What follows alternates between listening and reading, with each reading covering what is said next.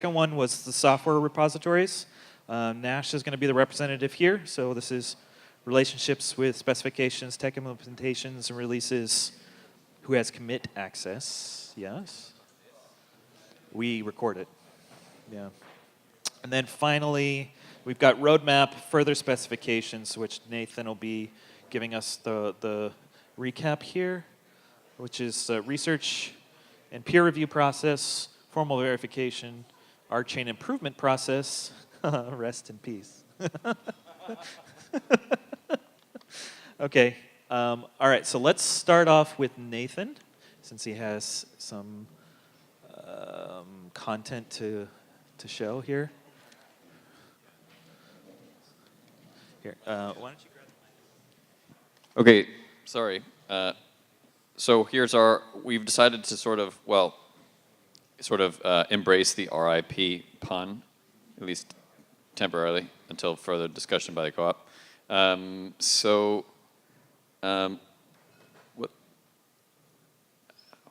Actually, I'm going to start at the end. So this is what we think that it will look like. So we think that it will look like creating a member issue and describing the meeting notes and then basically kind of following a description of a list of action items. Actually, I'm going to pull back. What is going to happen is there is going to be a similar structure, what we think of the EIP, which is the way that Ethereum solves issues and solves processes. So we're going to, a member of the co-op will shortly submit a proposal to facilitate that process. And then similar to what Meta has done is that the process will be proposed and it will at least just be a bone structure that people can kind of look at and say, oh, these are the things that we should change about that. But we're going to sort of be modeling our structure after the EIP. And that's kind of a public thing. So, so here we're just going to be describing what the process is, and then we're going to be describing what tools we use, the requirements, and then implement those changes. And then the people who are the actors that are responsible and accountable and to be informed, and then what are the qualifications of those reviewers. Last part is, this is actually the sort of the larger meeting overview. We obviously started with the porn problem, and we figured out that the solution to, I guess, I'm gonna just keep going. Okay, so the solution is basically to charge people rent, and the publisher is the guy who pays that rent. And what we're pointing to is sort of the market-driven approach to hosting the data and being accountable. Here we just also discussed the possibilities of, obviously we have a test net, but the possibility of an experimental net, which if there are people who are willing to stand up validators and sort of experiment with new features, experimental, which is sort of new things that could become a reality. Greg brought up the point that we thought that the no surprises idea was a little bit naive, that surprises happen, and it's purely a rephrased radical transparency idea. So anyway, that's sort of, I guess, a semantics issue. We've also discussed that the people who are responsible are actually paired based on experience level. So we pair more experienced people with less experienced people to facilitate a more like experiential and learning position. Okay, so and then the more is Meta here? I'm here. Okay, so do you want to talk about Mercury Specs? I'll talk a little bit. These are the notes. I just don't know what you want to say about them. So we were talking about post-Mercury, already so loud, post-Mercury improvement process, right? What does that look like? How do we get feature requests and changes for the platform onto a backlog once we ship Mercury. How are those items voted on? What's the transparency look like? Who does the review? How is it proposed? All of these topics, right? And what the team came away with is that we want to, as a first pass, implement the Ethereum improvement process. It's it's not well documented, but it's established, and it's something that anybody that wants to go look up and see how specific EIPs are proposed and how they work, you can go see that today. What we're going to take on as an action item after the meeting, because I kind of tend to bang a drum that, you can get into a meeting and you can talk about all these great ideas, but unless you do something different on Monday morning, you haven't done anything, right? So as an action item, what we're going to do is create the member issue. We're going to document what the process looks like. What are the requirements for any tools you want to use so we can evaluate, do we want to do it in GitHub? Do we want to do it elsewhere? How would we select reviewers? What would the qualifications for the reviewers be? What would voting look like? Does it flow into a voting process that we're coming up with, right, as part of this governance meeting? So we're going to create an issue to capture all those action items, so at least it doesn't get lost in a bunch of meeting notes. We have it, there's visibility. A community member can opt to pick up the process and start doing some research and vetting some options, et cetera, so we can move the ball down the field. Yes, it gives a label and a name to it as well, right? So we know that it's also for the people that are not in the room, right? So the people that were not, the members that were not able to attend this conference, they can actually see that artifact in the member issue. That this is what we talked about, this is what we're proposing, these are the action items associated with it. What else? We did do a fair bit of divergence, like we took a couple of technical side chains, if you want to call them, and we had to come back and back to the core issue of specifications. What else do you want to talk about? We have the responsibility to update our readthedocs.io and our architecture documents, and part of that, the most updated version right now is Find the Wiki. Our wiki page, basically, that's like the central sort of authority. So we have the responsibility after setting this up, after the RIP is set up, we have the responsibility to sort of keep our members across nations sort of informed with a verifiable string of events, which is probably links to official co-op pages. And then we got into the discussion about planning for an eventual hard fork and multiple RChain official forks, which would potentially be mitigated through the use of copyright and trademark on those fork chains.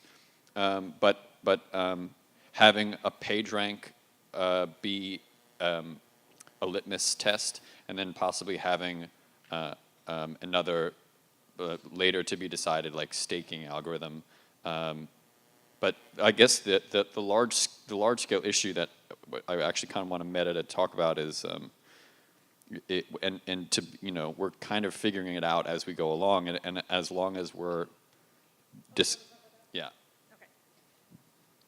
So there was a question about, and I've been hearing a lot of questions about roadmap, and we have recently published a roadmap. It's on the wiki, and people are wanting milestones and dates. But understand that we are building something that is very, very ambitious. And Greg has a very big vision that through his force of will has managed to bring us to this point. But now the development team is sitting down and trying to implement his vision.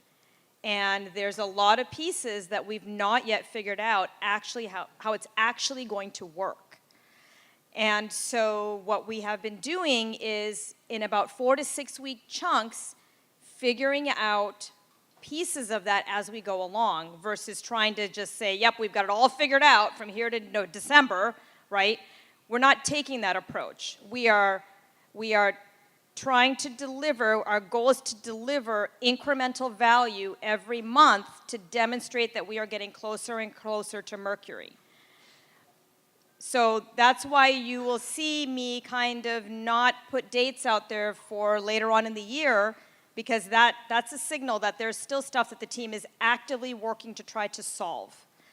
And I have been pushing really hard on the team to write down what you have learned. If you go into a meeting and you come to a decision and you come to an implementation decision, you write it down immediately, like codify it. So we know that we are actually making these decisions and getting closer to finality, getting closer to consensus, getting closer to knowing what we need to build for Mercury.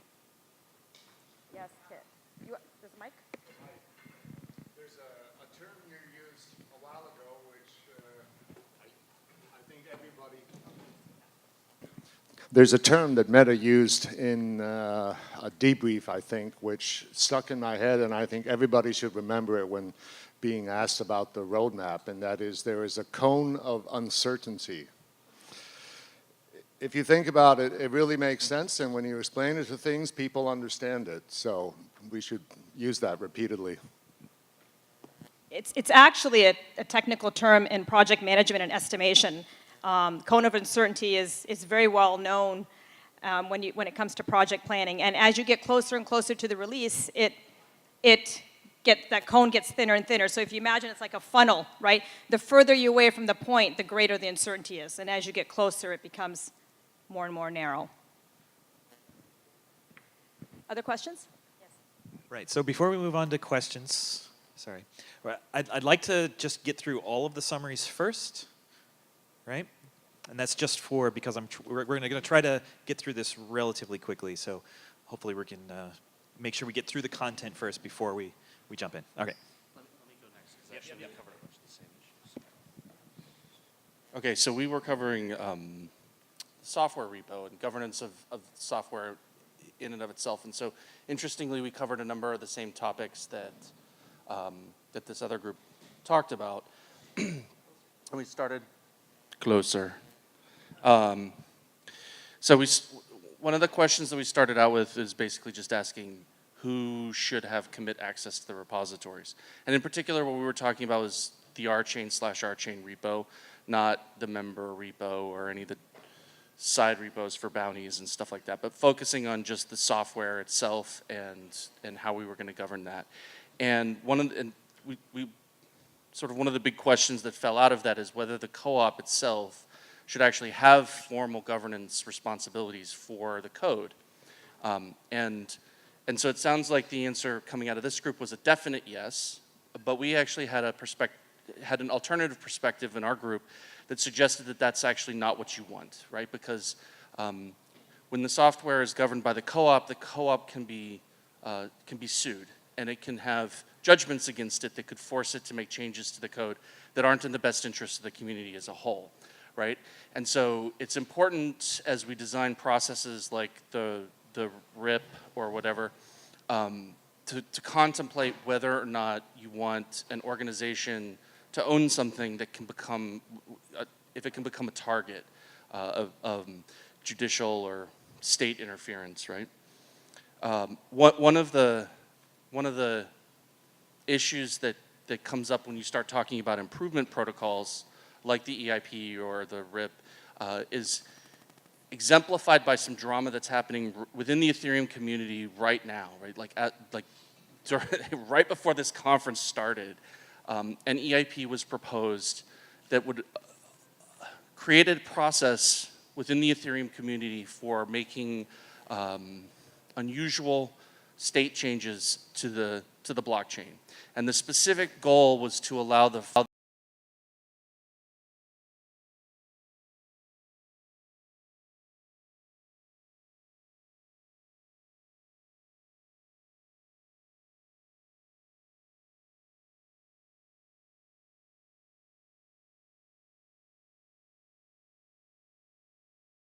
process by which the funds that were frozen in parity wallets could be unfrozen for people. And obviously there are corporate interests and wallet holders that are interested in seeing this done, right? But there are a number of community members, and if you go on the GitHub for this EIP, you can see that a significant number of the comments, if not the overwhelming majority, are negative, right? Do not do this, don't implement this process. Don't create a general mechanism by which transactions can be altered in the past so that funds can be recovered, because it violates the notion of an immutable blockchain. The the EIP editorial board, which is 4 or 5 volunteers, right, who are not paid and are not members of the Ethereum Foundation or anything like that, they had decided about a week ago to table this EIP, right? So they weren't going to consider it until more time had passed and people had had time to comment and think about it thoroughly and argue about it and post on blogs and all that stuff. But due to pressure, and it's not entirely clear where the pressure was coming from, the editor that was in charge of this specific EIP felt that he was under, there was a strong pressure from parts of the community for him to go ahead and push forward with it. And because on the one hand, he believed that the EIP was probably not what the community wanted, and on the other hand, because of specific laws that apply to him as a Japanese citizen, he resigned from the editorial board rather than approve the EIP or even consider it, right? As an organization, we should be very careful about creating processes where one cabal of people in our organization can boil off volunteers who are trying to act in the best interest of the community, because they're likely to be replaced by people who are more self-serving, right? And when you create processes that accidentally boil off your best and most like community-oriented volunteers, you can end up with editorial boards who act, you know, more less ethically, right? And this creates significant opportunity for shenanigans, let's say. So that's sort of a summary of the Ethereum drama as we understand it, and some of the issues that we should consider with regard to the RIP. We also came up with the idea, it sounds like this other group came up with the idea of having a stable versus an unstable chain. We really liked that idea and discussed ways to allow the development team to move very quickly on the unstable branch so that they could implement features and bug fixes and could try things out in an area where there were some economic impacts, but where everybody who was economically involved was a volunteer, right? Where you're like, I'm willing to go and live on the experimental branch. We didn't want it to be completely free of economic impact, right? That didn't feel quite right, but it felt like there was a real opportunity to have both the stable and the unstable branch, similar to the Linux kernel, and for most people to live on stable while the dev team can go and run as quickly as they want on unstable. For what it's worth, we envisioned this stuff coming along farther down, like later this year, right? Like most of the formal process surrounding the technology evolution and the political evolution of the blockchain would come after Mercury was more or less stabilized and we had a fairly reliable blockchain that we all agreed worked more or less the way we wanted. One of the issues that we spent a fair amount of time talking about is what the source of legitimacy for governing source code is, and there were sort of 2 fundamental characteristics that we felt represented the basis for legitimacy for managing the source code. And one of them was the fact that the community can fork the project and go elsewhere if the co-op misbehaves, right? So this is a voluntary organization in the blockchain that we're all participating on together. If it gets subverted by interests that don't represent the group as a whole, we can always take the source code, fork it into another GitHub repo, and proceed to implement all the features over there. And then those who don't want to follow, don't follow, but there it is. This is another argument in favor of potentially not having the co-op own the repositories in the long run. Something to think about. And the other source of legitimacy was the effectiveness and the execution of the dev team, right? The ability to continuously deliver incremental improvements that get us closer and closer to our long-term goals. And then once we've launched the network, to be able to maintain it and fix bugs and then add features that are significant. Let's see.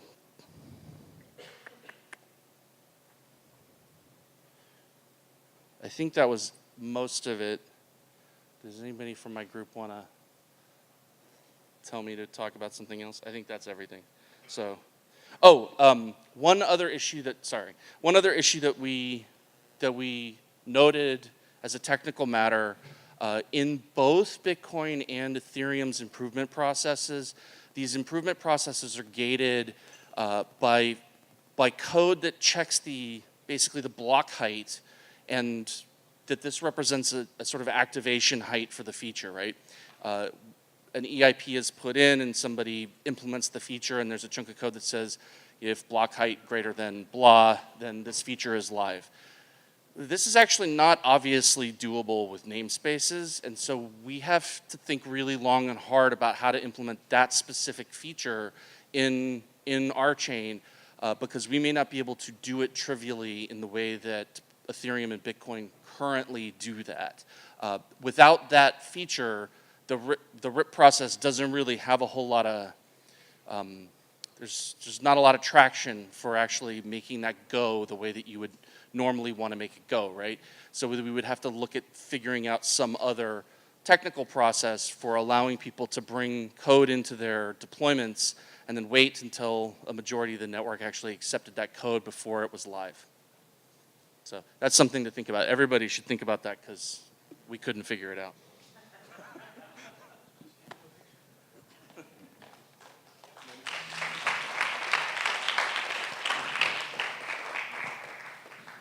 So our group discussed the various cohorts within the co-op, from membership to board of directors to committees.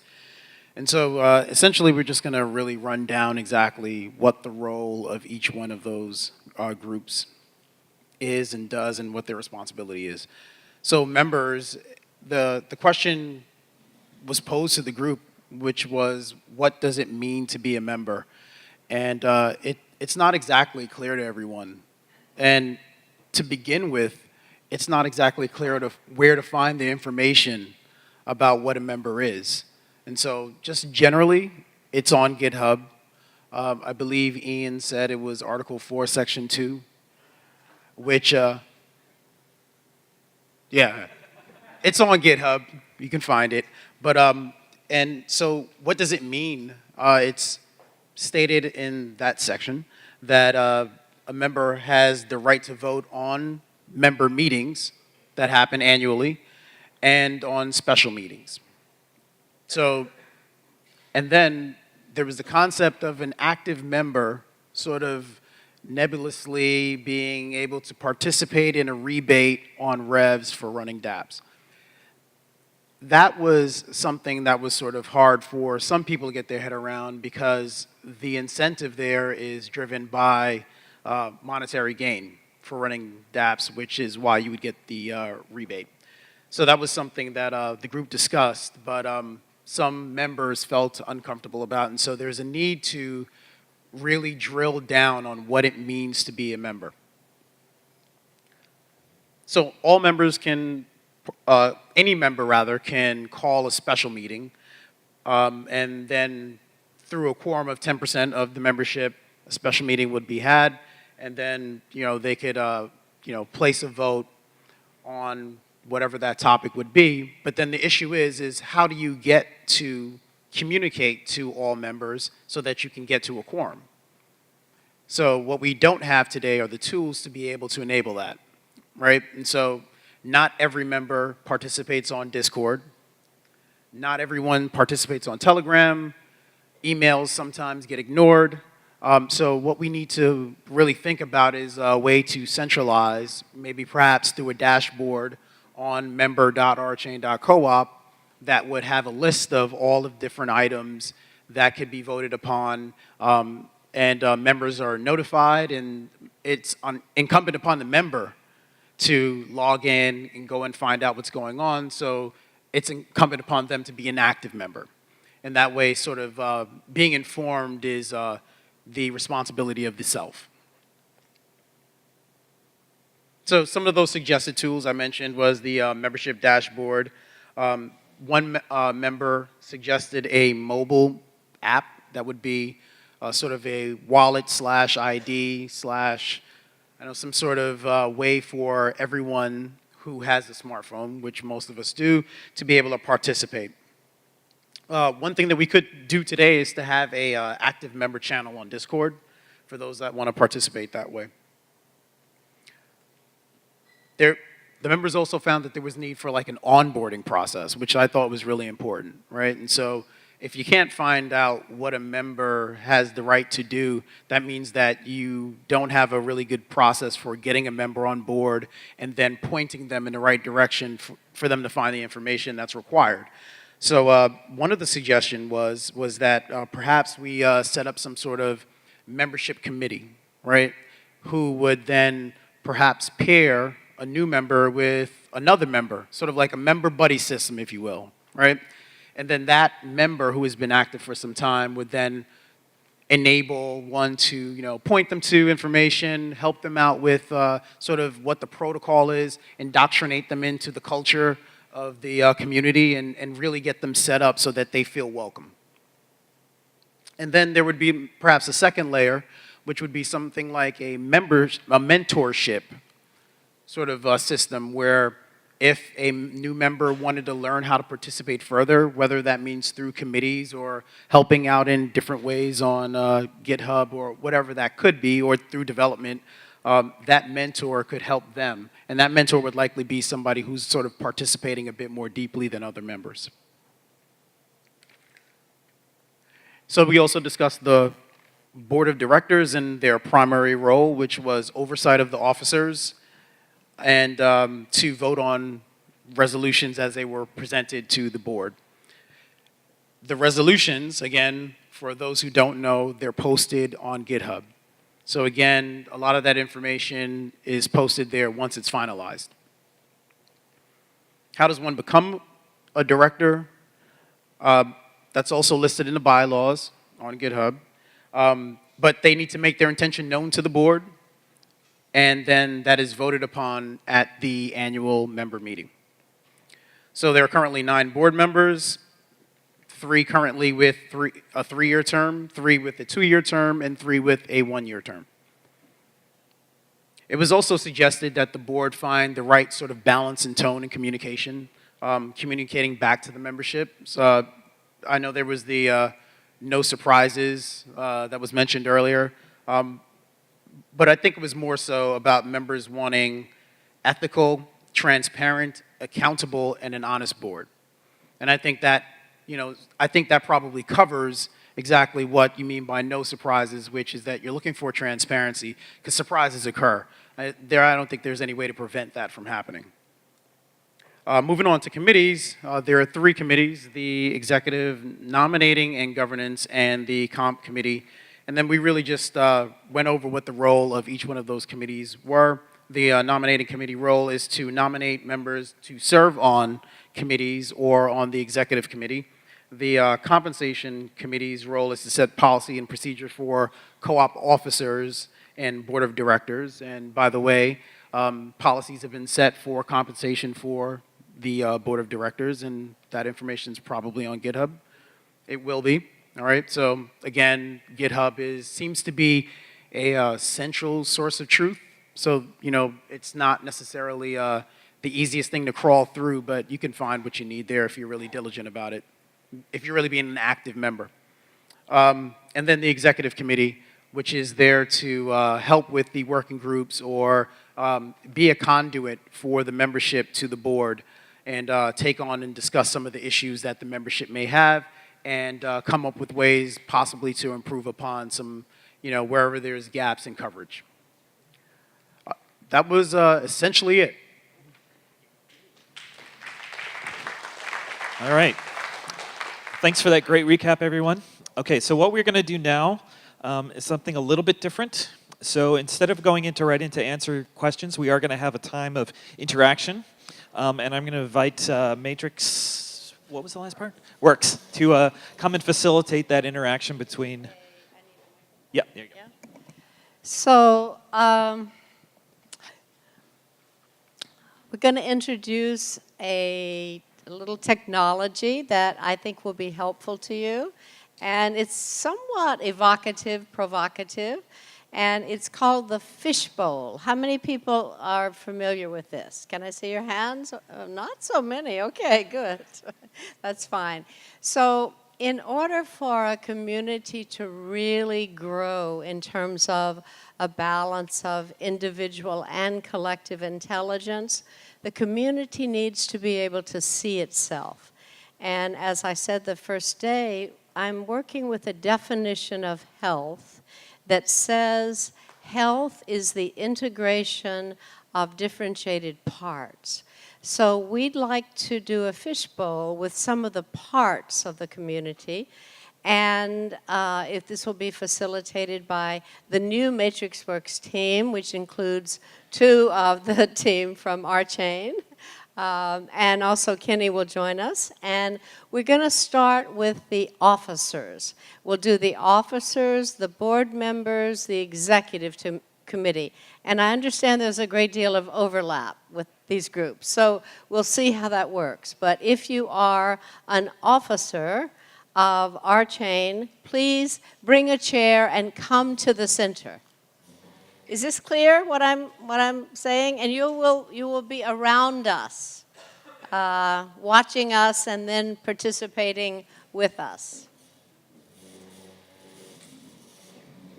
Ed and Ian, please come. And people at the tables, please come closer. You need to be able to hear.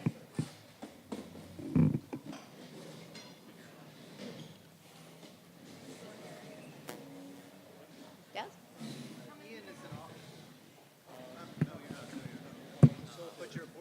He's here as a facilitator. Ed?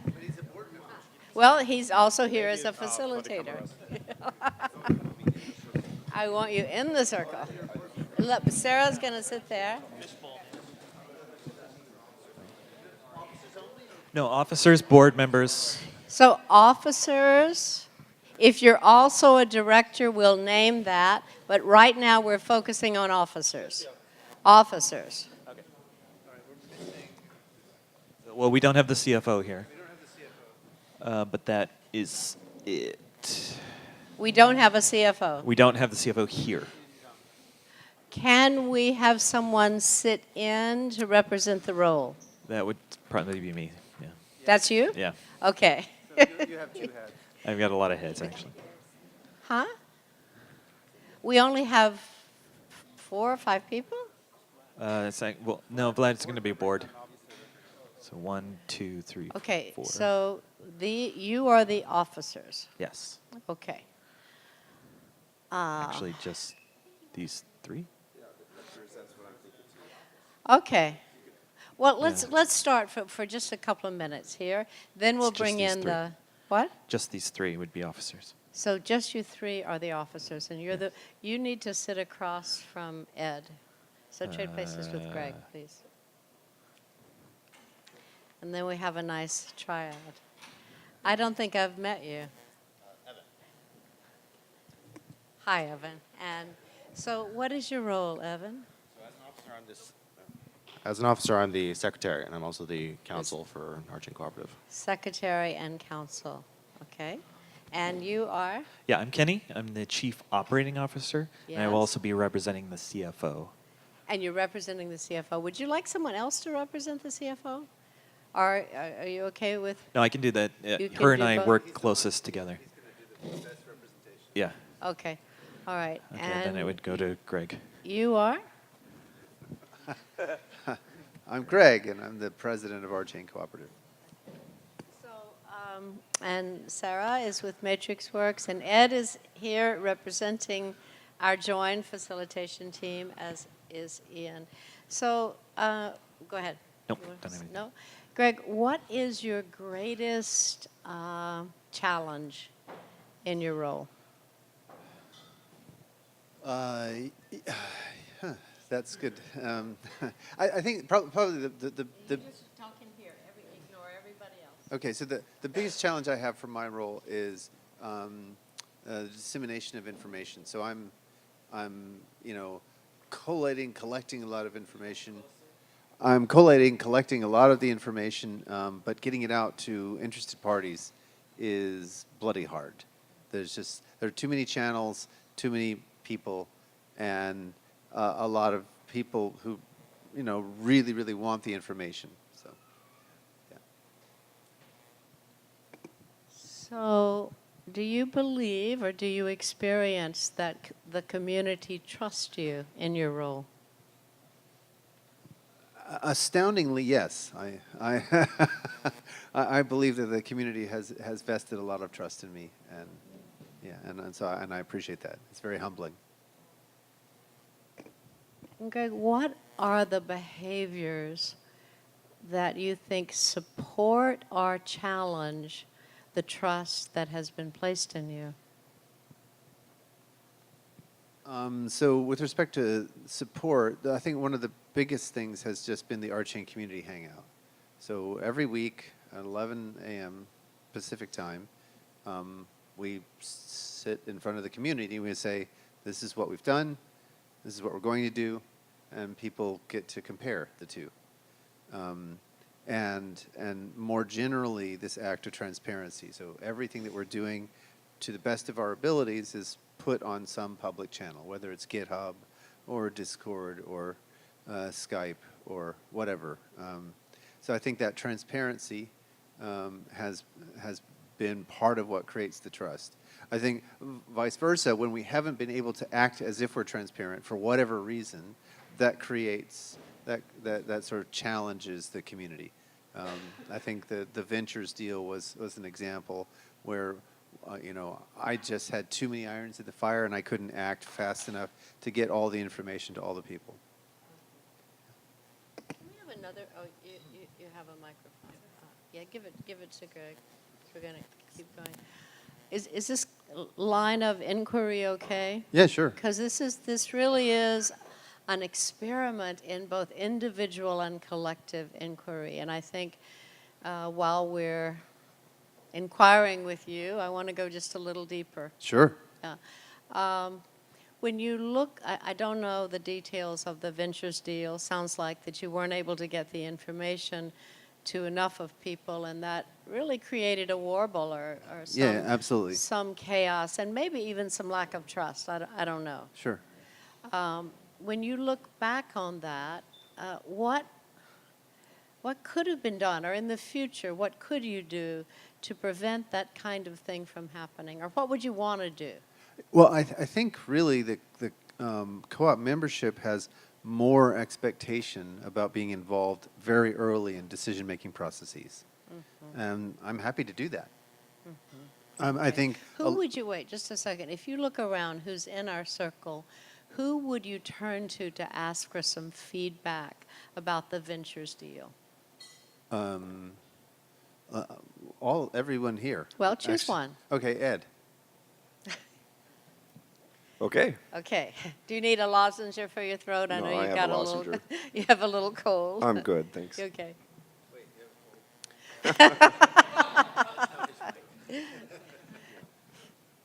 Yeah. How would you respond, Ed? How would I respond to provide Greg feedback about Ventures Yeah. deal?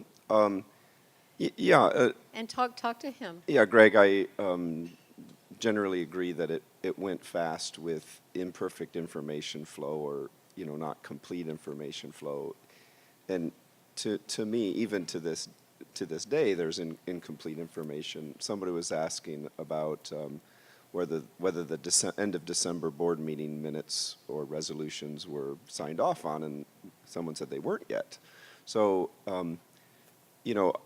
for me personally, I didn't study the details of the venture deal, because I knew the basic shape of it. But yeah, so I agree with your assessment that people wanted to be involved earlier, and they wanted more facts earlier. Yeah, and I had asked you for, redacted versions or preliminary versions be published earlier than they ended up being. So I was disappointed that it wasn't out there earlier, even in a draft state. So you have a request that in the future, going forward, that information be more complete and maybe offered in a more timely way? I'm just trying to frame the request. Well, yeah, I'm referring back to a specific request I made to Greg that I wish he had followed through on. Yeah. Because it wasn't just my interest, it was the interest of the community more at large. I mean, I think one of the topics that came up in the earlier sessions, I think was, you know, can the roughly paraphrase, you know, can the president do anything, spend any amount of money? And my interpretation is yes, until the board restricts that role. The bylaws, you know, don't, you know, unless there's a specific budget and so forth. And I think, roughly speaking, you interpret it the same. That not that you take advantage of that, but I think that expectation around what the community expects, what the membership expects, what the board expects, and what you do isn't perfectly aligned, and that's not unusual, but it's a source of tension. So what's the effect on you, Greg, of that summary or that sort of the predicament of how do you get out the information? How do you meet your own expectations regarding transparency? Yeah, I was just, as I was listening to Ed, I was thinking about the time that was taking place. Yeah. And thinking about all the things that were happening at that time. Yeah. So at that time, I was personally hacked. Right? I was attacked. The hacker stole $300,000 from the co-op, and they went after my own personal funds. So there was a lot to clean up there. Yeah. And then at the same time, we had this ongoing issue around the end of year sale, which became this runaway train, and it was Christmas. Yeah. So I reached my limit. Right. And I was traveling. Right. And we were up against the deadline. So I had literally yeah. reached my limit of the total number of things that I could handle and process. And so I think what I realize now is that I needed to ask for help faster. Yes. Yeah. Yeah. Wow. Wow. Yes, please. So I want to echo that from you, Greg, and it's really amazing. I don't think it's coincidental that we live a mile apart from each other. There's something in the water. Right? So I just want to say personally to you, I know what it's like to be underwater, and if you need somebody to pull you up, call me. Or Thank you. Or literally knock on my door. Be careful, I might take you up on that. Yay! Now that is cooperative. Yeah, yeah. And I think, Sarah, maybe you would want to comment too, but just to hear a leader say, I reached my limit, I couldn't perform any better because of these real circumstances, and I feel in you and looking at you and just your energy that there's a commitment to ask for help sooner. Yeah? What would you add? The transparency is striking. Just sitting here and being able to hear that kind of feedback and owning up to, hey, this is what was going on in my life.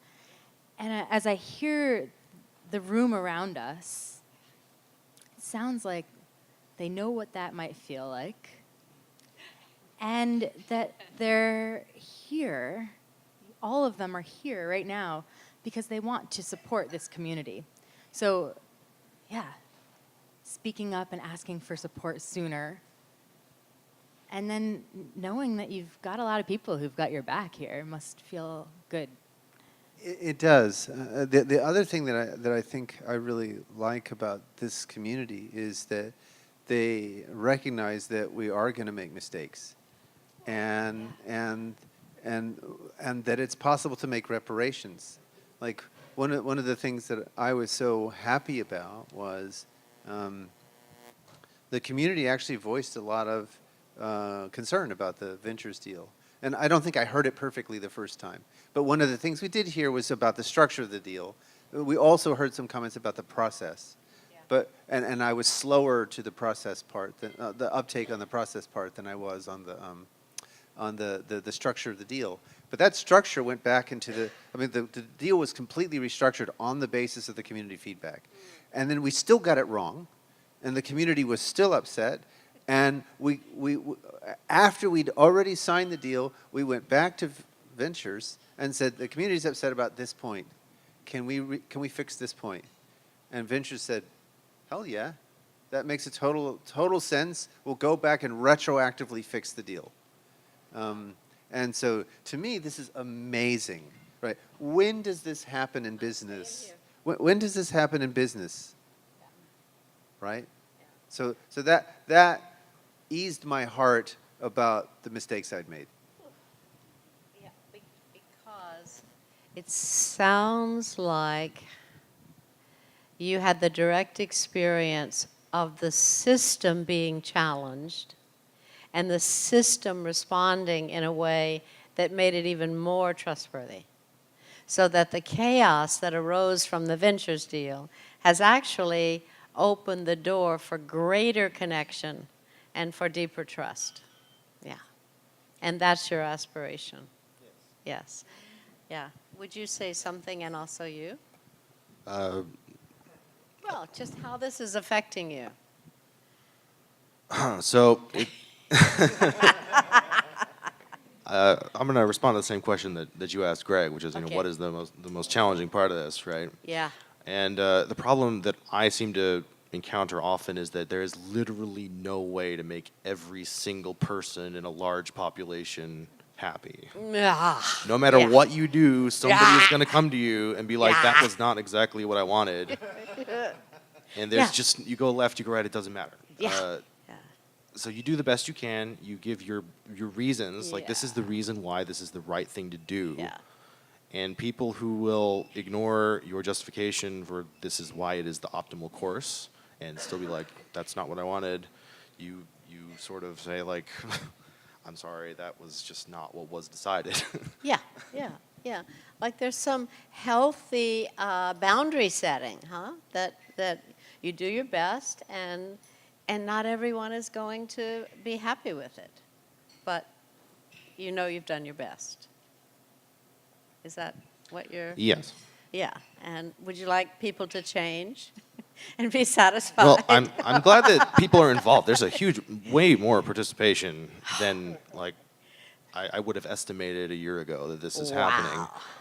But at the same time, if they're keeping us on our toes, it's like it's a hard place to be constantly on your heels. Yes.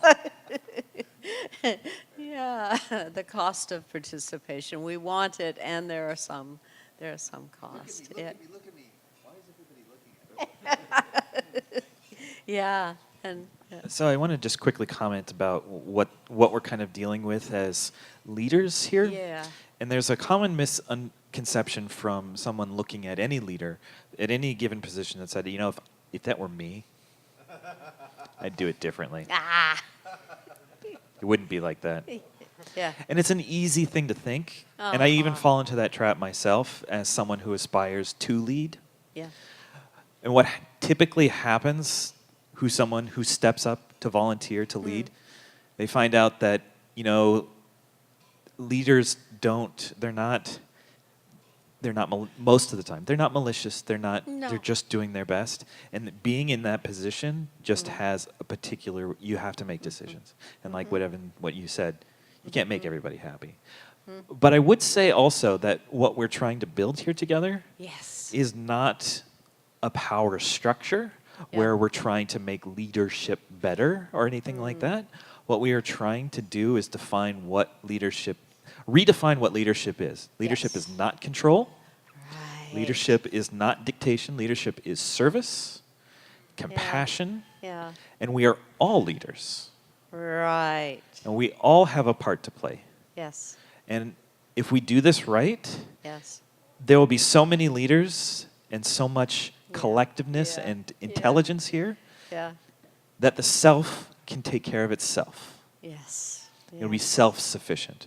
It won't need Yeah, a Kenny and a Greg yeah, or any individual yeah. per se. If we can do this right. Yeah, you're right. You're trying to redefine leadership as service and as the capacity to cultivate excellence in others.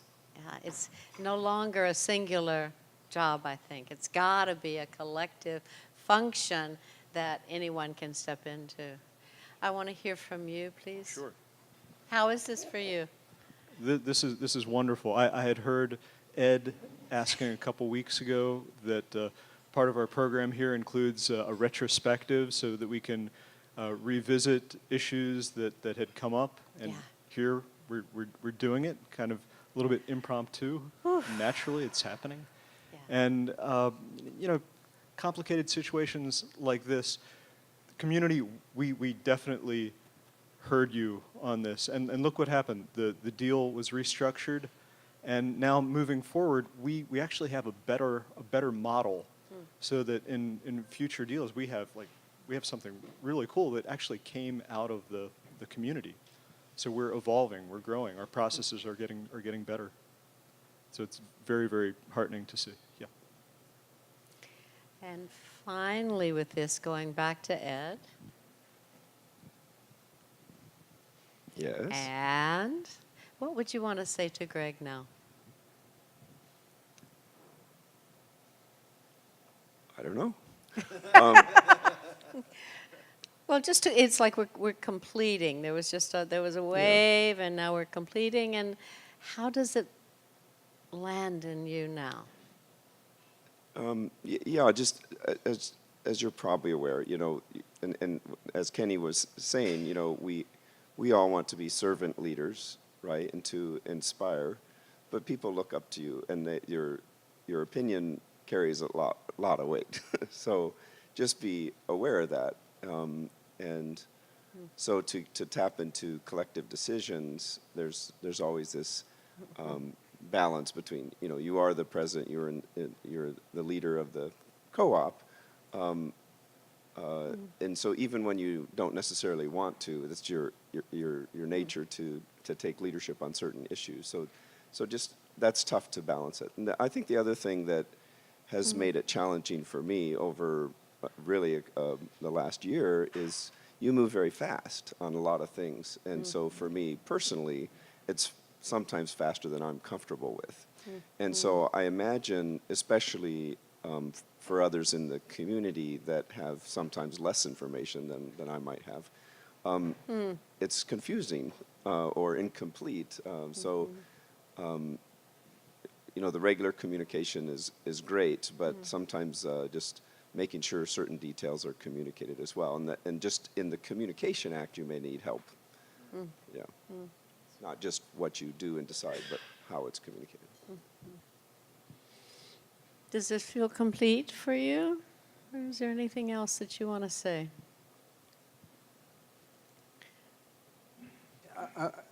Well, first of all, it feels great. I mean, I'm really glad to have this communication. Yeah, And, just yeah. it deep feels- breath. Let's everybody take a breath. I mean, even in the outside. I'm not talking to you, but please take a breath. Yeah. And I think that the only other thought that has been left unvoiced in my mind is I keep remembering a conversation I had with Nash at the developer retreat where Nash was talking about how, in his view, authority really has to do with being able to get out of the way to put ourselves to put the community in touch with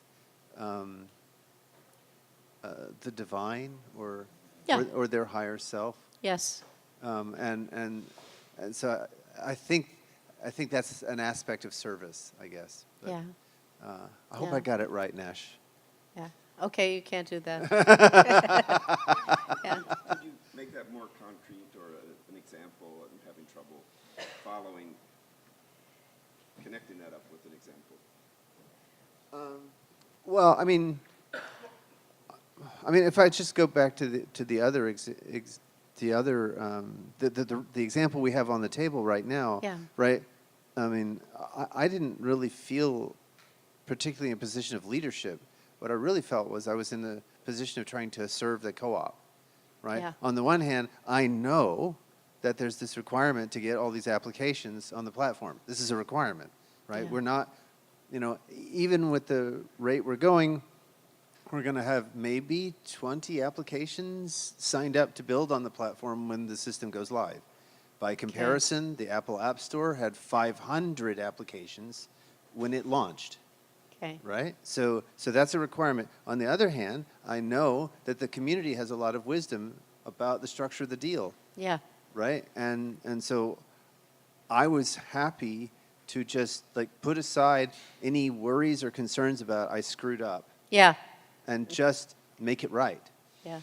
Yeah. right? And I yeah. feel like following that impulse Yeah. makes it possible for other people to follow that impulse, right? So. Does that make sense? Do you understand what Yeah. I'm saying? Yeah. Can I coach you a little bit? Yeah. Okay. So if it feels true for you, could you say to this group in here, and especially to Ed, something like, I hear your request of me, and to the best of my ability, I'm willing to try to meet your request for timely information, for whatever you feel like you're hearing, for it seems like it's for whatever arises for you. Okay. So, But, yeah. I hear your request for timely information, transparency, Yeah. and early engagement in the process. Yeah. Yeah, yeah, yeah. And I hear your request to ask you for help. Yeah, yeah. And you can't make everybody happy all the time. And I know that I can't make I know. As a father, I know I can't make everybody happy all the time. Yeah, all right. So now, if you feel it's also right, Sarah, I would invite a few people to come and stand behind someone whose comment felt like it really resonated with you, and just offer a word or two to us, so participating in that way. So please come, a few people. And you can stand behind Greg, behind Sarah, behind me, anybody. Just come and place a hand on the shoulder if you would, and express your response. Say it out loud. Oh, I thought Greg's statement was really like a just profound statement of like humility and service and really aspirational in leadership, and so that was great. Thank you. And Thank you. Still stay there. And then how about you? Yeah. Okay. Evan, yeah, as an officer, eventually you got to make a decision, and not everybody's going to be happy, and that's it's true and a good thing to sort of put out there. Oh, you got one. Okay. I wanted to endorse Kenny's response about if you need help, please come. As a former business owner myself, there were many times when I just felt it was all my responsibility and I did not ask for help, and it crushed me many times. Yeah. Thank you. Beautifully said. So what's the parameters of our response? It should be brilliant and brief.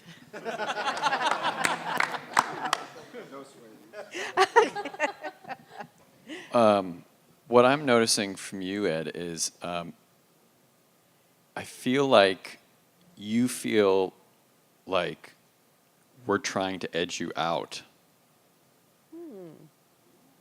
And no one is trying to edge you out. We all want you in. Yes. Oh, wow. There's a big resonance with that in the group. Resonant in the group? Yeah? Okay. Yeah, let's hear it. Yeah, okay. Wait, first her, and then you.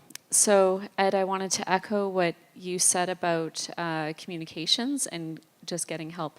And I think that perhaps rather than waiting for crisis, which is common for leadership, to build in structures where it's not actually up to you to do the communications, or that there's some kind of routines and that someone else is responsible to get that information from you and out to the community. Oh, yay. And I just wanted to echo the words that you guys said. Use the mic. I just wanted to echo the words that you guys said, which is, I think is an example of leadership that's new. Yes. Yes. And I think that's a contribution to everybody. Oh. All right. Round of applause. Oh, wait, we have one more. I just wanted to emphasize what Kenny said, and I think what you're doing as well is, if we want to have new paradigms, and this is like RChain itself is a new infrastructure with a new paradigm, and the management structure is like leading by example is the paradigm we wished for, right? And I think it's really hard because if you have sometimes negative feedback from a community, it feels like a critique and feels like an attack. But I think it is also really good to understand that this is actually a helpful feedback, and a lot of people criticize not the person, but they do that because they want to support a better decision-making process. So I only want to support that approach to the new leadership paradigm there. Whoa. Okay. You want to say? Okay. What I just heard in this last comment was they give you the feedback, even if it sounds negative, they're giving it because they really care, and that they are here, and they have your back, and they have each other's back. Yeah. So, yeah. That feels strong. And I remember when you spoke the first day about being present at the births of your children, and this is another child, and you're present at the birth, and it's a long one. A long labor. Absolutely, and I just want to reflect back to you. Absolutely, we do relish and cherish all the feedback we get. I mean, I hope people feel that, like whenever I'm in the Discord channel or wherever, we love all of your feedback, whether it's negative, positive, neutral, inquiring, commanding, whatever it is. We really relish it. It's actually the engagement that makes this real. Yay. So, Greg, last thing for you. How are you feeling in your body right now? What are you aware of in your body? Honestly, I got a little choked up. It was. I could see that. Yeah, it was. Like a lot of feeling. Yeah, a lot of feeling came up. Yeah. And so I want you to stand, if you will. Stand up and just look around. Look outside the fishbowl. These are your people. Yeah, you are tribe. Yeah. Yeah. Okay, a round of applause, please.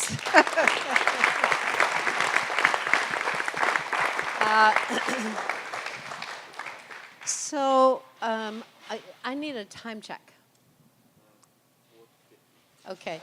So what makes sense? Think with me. So that felt like a big piece, yeah? I don't know if we could do one more big piece, if we need new people in here, if we should move to the executive committee. Help me, I don't know what to do. Okay, go ahead. The problem with the board is that there are at least 2 members of the board that are not here at the conference, and I'm not sure that all the board members are that were at the conference are here. Like, we have Vlad who could come and join us. And David, does that give us a quorum? Yeah, okay, so we can do the board then, sure. We can do the board. Is that the best thing to do? Are we just, okay. Okay, board, please come. But will you guys change seats except for Sarah? Just move around a little bit. And you two still need to sit across from each other. 2 extra chairs. You have to end up Well, it's okay. I'll let it go. You just want to sit across from your co. A lot of guys. Where are the women? Where are the women? chairs for the missing board members. I'd like to have them represented. I don't like empty chairs. Who can represent these people? Kit, could you represent HJ?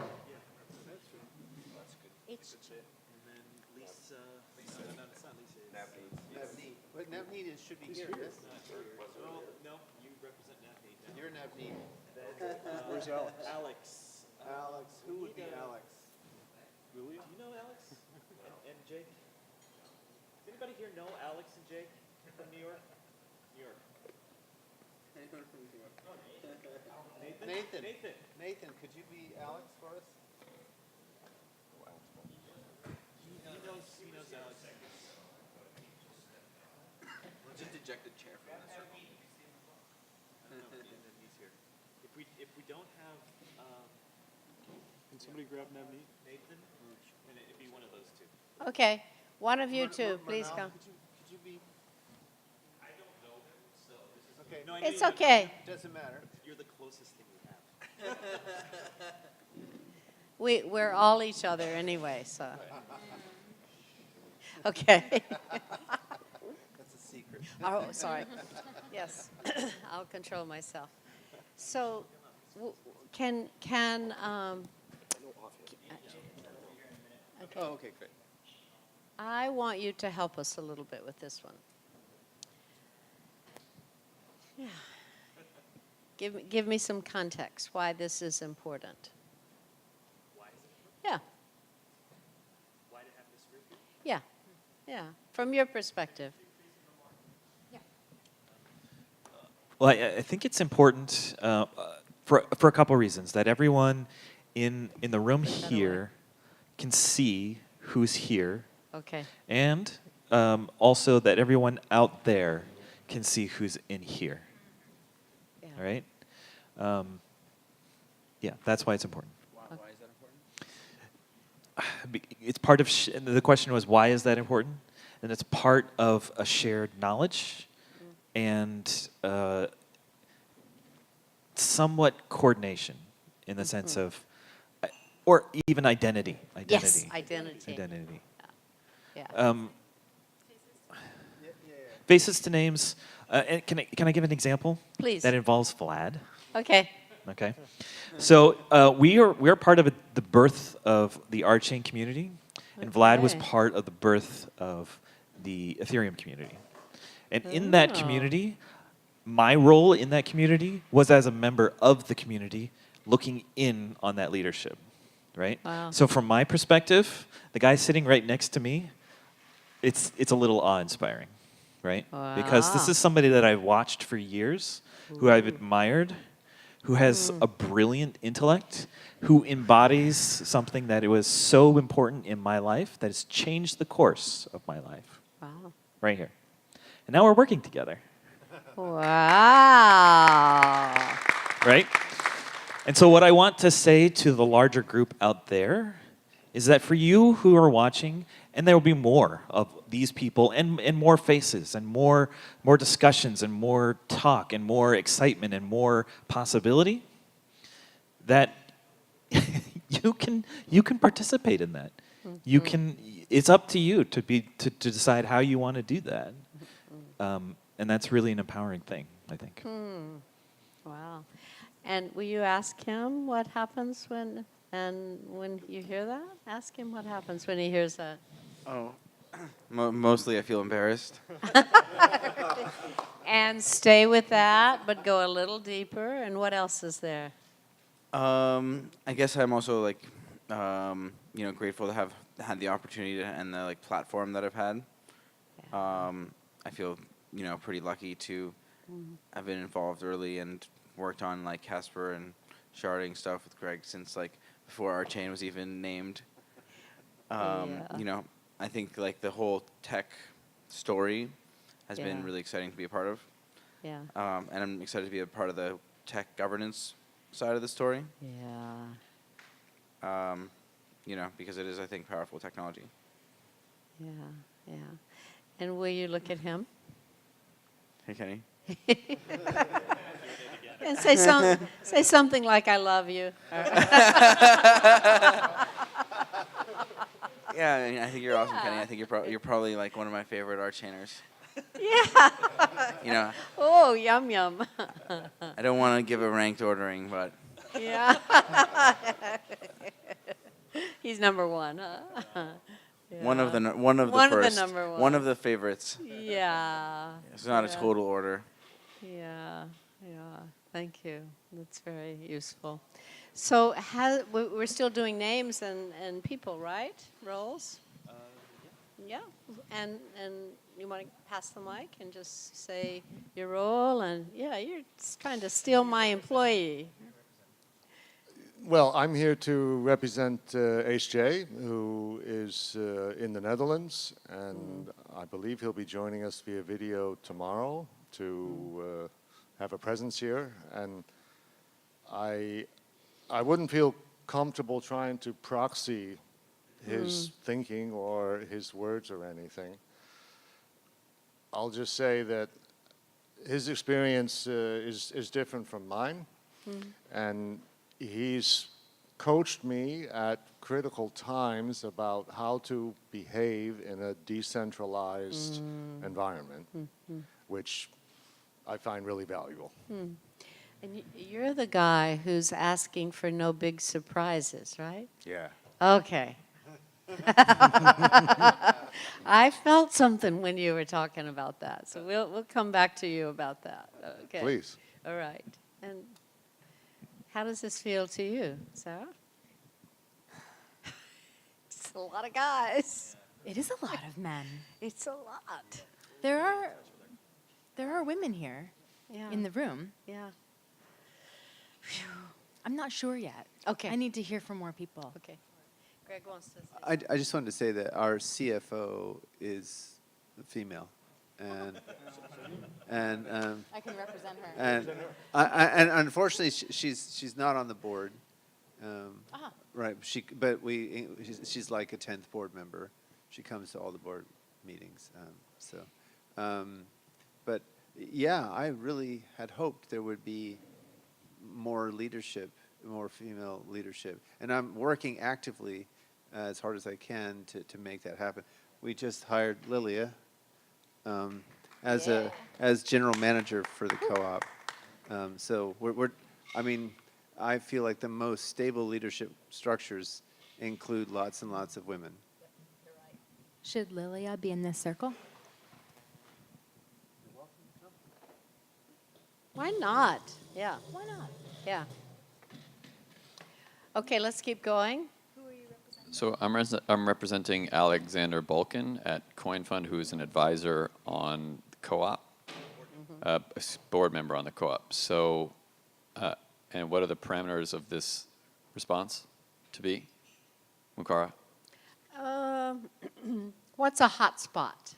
A hotspot for Alex has been when we first started discussions. I'll quote him. He said, "I just want to strap Greg to a chair and have him explain everything to me until it's all explained." He's probably not the only one who has that deep longing. So that is a good quote that I feel like I'm legitimately allowed to share. Wonderful. But from Coin Fund's perspective, they're interested in building and funding software that they feel represents an empowering community. Sorry.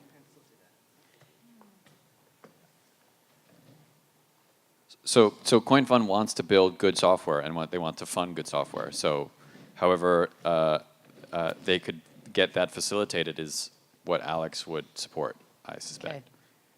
Thank you. And then as far as the women thing, it is, you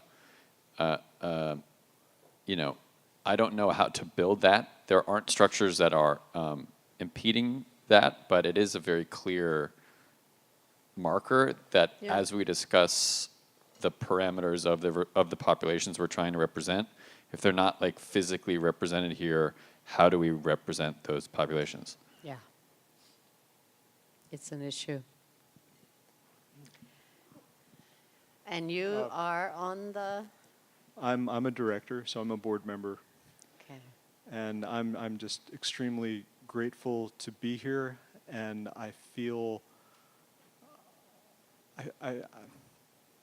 my job is to represent all these members the members that we hear from loudly, as well as the members who we don't hear from, which are many, many out there. We have, at this point, a good 950 paid members. And if you look around the room, how many do we have here in this room?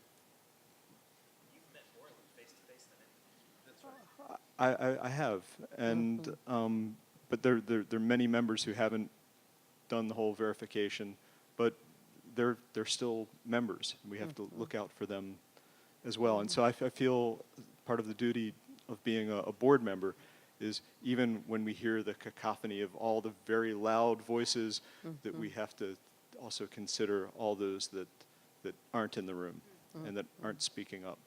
So they have to be represented. Any hot spots that you're aware of in this group?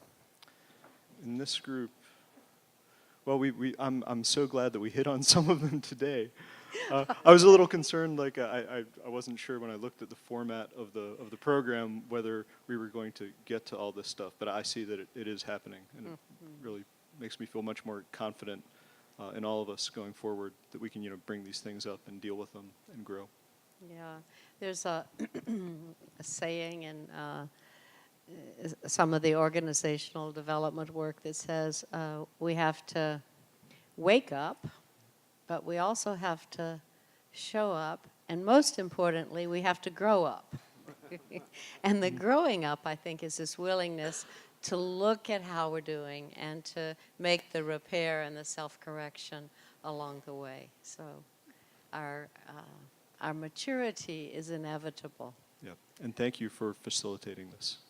You're welcome. Okay. Hi. Hi.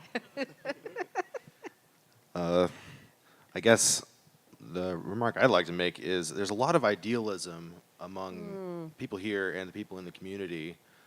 And I'm very much in favor of wide-eyed, like, let's imagine what could happen. But after you've decided what it is that you want to do, you've got to kind of like, okay, now pragmatism, reason, let's actually get down to details and actually do this thing. And the idealistic part of you doesn't actually make it happen. So, I mean, it's kind of easy to just restate your ideals rather than reducing it to a concrete, specific, okay, this specific thing is that ideal's instantiation. And as part of that, like you were talking about how there's no women on the board of directors, these people are the people who said, I want to be a director for the election. And if women had done it, I mean, they'd be represented here. And if it's a matter of confidence of somebody in the audience right now wants to run for election at the next member meeting, do it. Like, not a joke. Hey, we're going to have a lunch meeting with the women tomorrow, Sarah. Encourage them running for Can we it. respond to these things? No, we're still going around. What's your name and your role? Evan. I'm the secretary and the director. Oh, one last thing to Evan. Will you allow him to borrow your mystery message? Yeah. Yeah? Well, give it. Tell him. So, precision is an act of love. Yeah. There you go. Thank you. Because that's what I hear you saying. Yeah. Hi. Hi. My name is Navneet, and I'm one of the directors. Okay. I'm glad to be here, and good. I'm glad you are organizing, with all these people, and at least we can talk about some of the things we want to talk as a director. Yes. What's a hot spot for you? There are a bunch of, I think what I see is coming to a collective results or end. I mean, that's the only hot button for me, what happens, some of the things happen in the past that there was no collective decision. No collective decision. Right, and that's a big hot spot for me, if we have a Okay. co-op, if there are directors, I would imagine that we work as a team rather than Okay. individual, and That's all. Okay, so maybe we'll come back to you for some hotspots. Sounds good. Seems like you you got some juice about that. Yeah. So I'm Ed. I was actually a former director, and I have to say I'm so thankful for all of you stepping forward, stepping up into that role, because I know it's a lot of work, right? Yeah. Because it's all new, a lot of tough decisions that you're all making, and I'm relieved I'm no longer a director, frankly, because I've got so much other stuff to attend to. Right. I miss being part of the director board, but I'm also relieved because I now have time to do other things I need to get done. So I just want to let you all know that I appreciate your role as directors, and I know that there's tough matters to decide and so forth, and more ahead, many more ahead. So thank you. And any hot spots you know about for this group? No, I'm not plugged into Okay. the things meeting to meeting, so I don't have enough visibility to comment, really. That's fine. Yeah. Hi. Wow. Hi. My name is Lilia, and I'm pretty new member to the team, to the Yeah. co-op. So I'm still learning, and thank you, Greg. I'm very privileged to be part of the team, part of the co-op, and member. It's such a new space for me also, and it's so much to learn.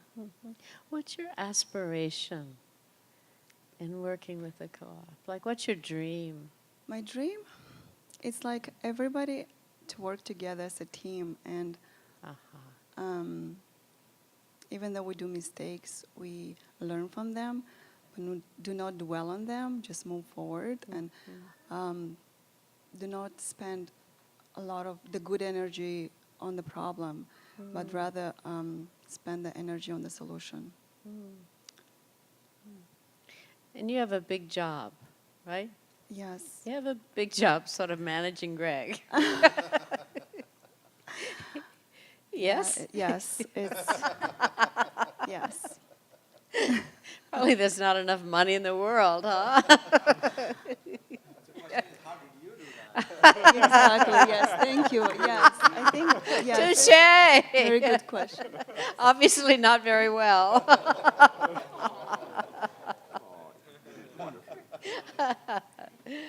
Well, welcome, and I know, Thank you. Yeah, that you will. You bring a heartfulness, and you also bring a sense of organization that I think can really serve. So Thank you. I think you're well suited for your job. Thank you so much. Yeah. And thank you for the welcome. Yeah. Did you say something in this role?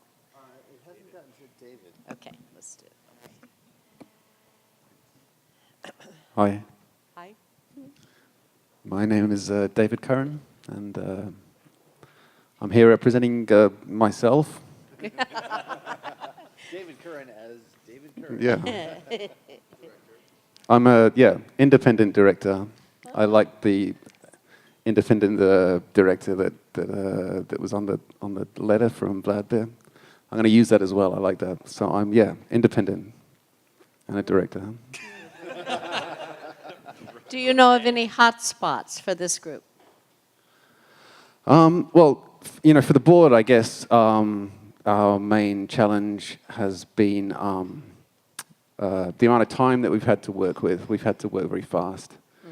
And I think that sometimes haste is a function of disorganization. So we have that, we have that to work on. I think that's our challenge as a board, one of our challenges. And board members are elected and for different terms? Yeah. Uh-huh. Okay, yes. I know what I'd like to reflect to you all now that I've heard from each of you. What strikes me is that you're a representation of this larger body of people. Yeah. And as a representation of that body, I notice that you each bring a very different perspective, a different set of skills. And if we think about your group as literally a human body, that each one of you plays a different part, and you must work together to be a whole. And if we use that as a metaphor, we can understand that actually it's really important that you all bring different perspectives. That you're not the same with the same skill sets, that you're not going to agree on everything. And to recognize our differences as gifts to the system. Yeah, I agree completely. Greg and I have talked several times about what makes a successful team. And in your paraphrase, it's the qualities of leadership and having all the right qualities to make sure the needs are represented by the group, not that any one of us needs to step into all and have all the perfect qualities ourselves, but that's how we round each other out. Actually, I want to say something exactly to that point. Recently, Navneet brought to me some stuff that I realized I really should listen to and really pay attention to that had to do with the co-op's exposure. I mean, I don't like to think a lot about those kinds of risks. Frankly, I'm too busy working on the technology and thinking on how to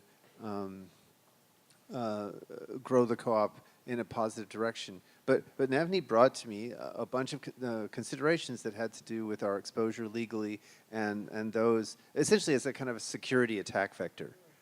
And even though I didn't like to think about it, I was really grateful to you to bring that perspective to me and to go through that. So it's a different mindset. And I'm really glad that someone is occupying that mindset. So is there a hotspot, either something of the past that needs to be cleared or some way of orienting to something present or future that it would be good to be transparent and open about? I got one. Okay. Sorry.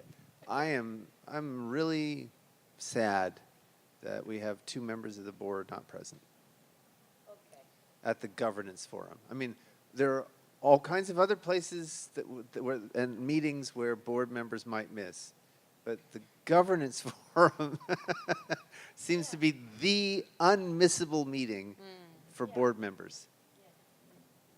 So I feel it.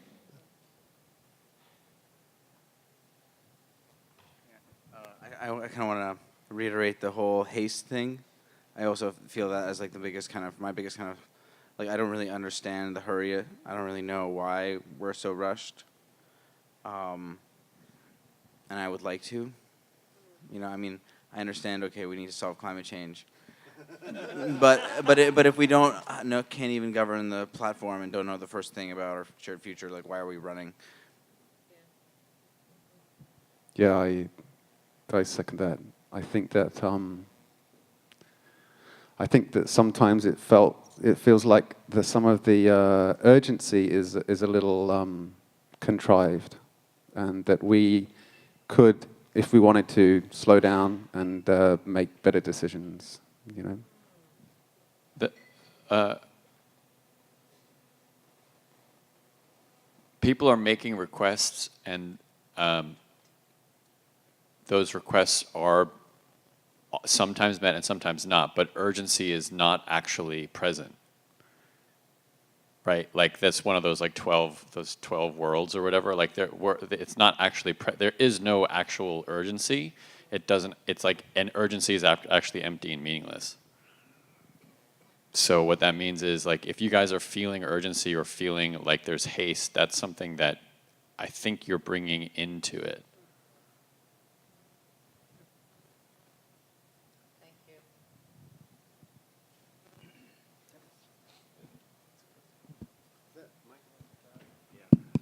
It still seems okay for now. So let me give it. So I understand a lot of times is how we respond to indicators of urgency, but you know, I'll just share with you all, and Greg, you and I've talked about this before, but it's healing for me to say it again. So if I can, you know, but when I was director and very actively involved in the co-op, I felt like I was doing a lot of cleaning up after Greg's initiatives. And so, that is one of the main reasons I left as a director, because I didn't want to be stuck in that pattern that I felt stuck in. So, an example, it was towards the end of December, the co-op was getting ready for its private sale. Greg calls me up Friday afternoon, Ed, can you close a bunch of sales this weekend by Sunday night? Because we've made these promises. And, subsequently, I and a couple others, but the majority of it was me. Navneet helped some too. It's closed $15 million of funds. So it was urgent in my mind. It was important. And I felt set up. Now, it was worth it. It was worth it. But that happened more often than I would like. So I think so I think one thing we need to realize, we need to excel as a group rather than individual, right? I mean, at some point we may have urgency for some things, not necessarily all the time. Just like listen to yourself. Oh. It's like, okay, now I think it's better. Can you guys hear me? What I was saying earlier is we need to excel as a group, rather than individual. At times we may have urgency, I think depending on scenario. Like one example what Ed mentioned, I think we needed to close some of things because I think there were some restrictions based on the voting membership date, right? And for some of the decisions, of course, we rushed to take them. I mean, wasn't required, but we did that anyway. So I think that's the reason I was saying earlier, as a group, we need to make collective decisions so that everybody, I mean, especially, board of directors, come to a consensus in a way that whether it's really beneficial for community or not. I mean, at times we have to take decisions very quick, We are in a business, of course, and you need to take some decisions quick. So just to say, we're running close to the end of our time, and I want to say a couple of things, but you go ahead.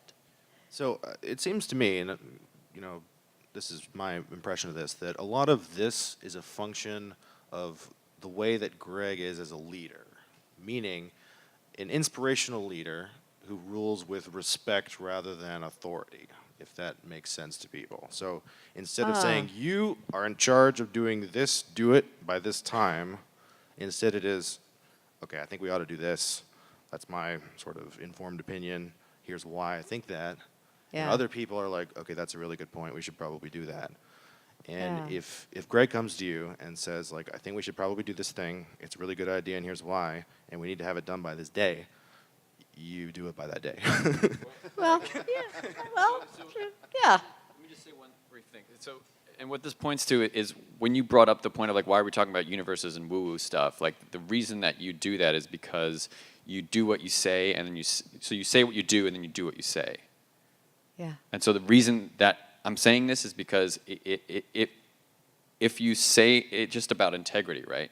And so it's not about decisions, it's actually about choices, which is a distinction that we just get to make as a group. We just make a choice because we want to do it. And so like, and that's just like how you create. And so if Greg is, it's just establishing the delivery by the deadline. Right, and then if we don't meet the deadline, it's not you don't have to judge the person. You just get to say what the impact is. Yes. And say how you won't do that again in the future. Right. Yeah, and what I'd like to say is that probably Greg's style is not going to change. Well, maybe modify a little bit, but I think it's important. Wait, okay, there's always room for growth. But if something doesn't work for you, if a style or a timing intensity or something doesn't work, you take yourself out of the equation. We're grown-ups here, so we don't need to suffer unnecessarily. And as long as we can recognize that, I think the system can work. Yeah, I mean, what I actually did, I mean, in that regard, what I actually did was I called Ed and I said, how would you like to make a certain amount of money? I didn't say, because I was more than willing to take it all upon myself. What I said was, because I was worried at the time you hadn't sold rocks, and I was worried that you needed cash. And so I called you up and I said, how would you like to make a certain amount of money to help with the sale? And because this is a time crunch, it's a larger figure than otherwise. So I didn't actually say, you have to do this, or there was a mess. We actually had a team that could do it. I wanted to make sure that you guys were helped. Yeah. All right. So good intentions, but the principle still holds. Yeah. If as a member of this group, this board of directors, it's not working for you, you shouldn't serve. And if you are a member of this board of directors and there's a governance meeting, you should be here. Oh, yeah. So it's like, you know, it's the idea of growing up, showing up and growing up and being responsible. So we are going to need to stop this. We sort of did a hot spot to some extent, but I want to invite all the community to come. Everybody come and stand behind us, please. Every single person.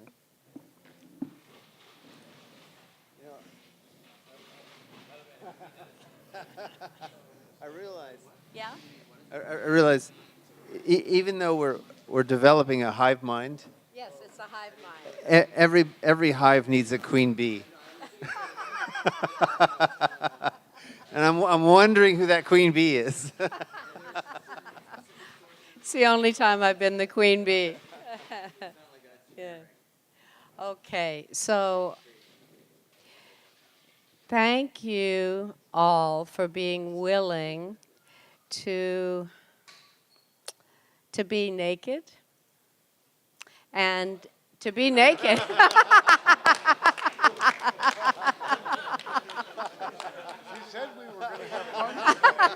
Yeah, it's okay to have fun. That's the after party. Yeah. Yeah. But to look at yourselves and to clear things that need to be cleared and to express differing opinions and to feel the deep aspiration and purpose and identity that you're cultivating. It's quite remarkable. And I'd love to hear just a couple of words. David, I want to hear something from you. Yeah, because David's up soon. Yeah, I am. Thanks, Ken. Any point in particular? Well, there are a number of things, so I don't want to take up a whole lot of time. I will say that we talked about it yesterday, about being here at this time, this moment for a reason. And I've been in this transaction business for years.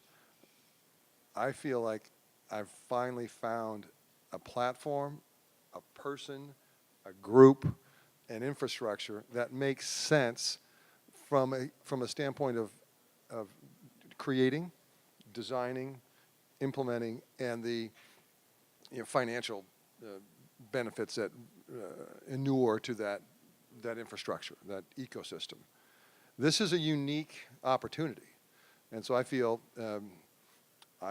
honored to be a part of it and to help in any way I can.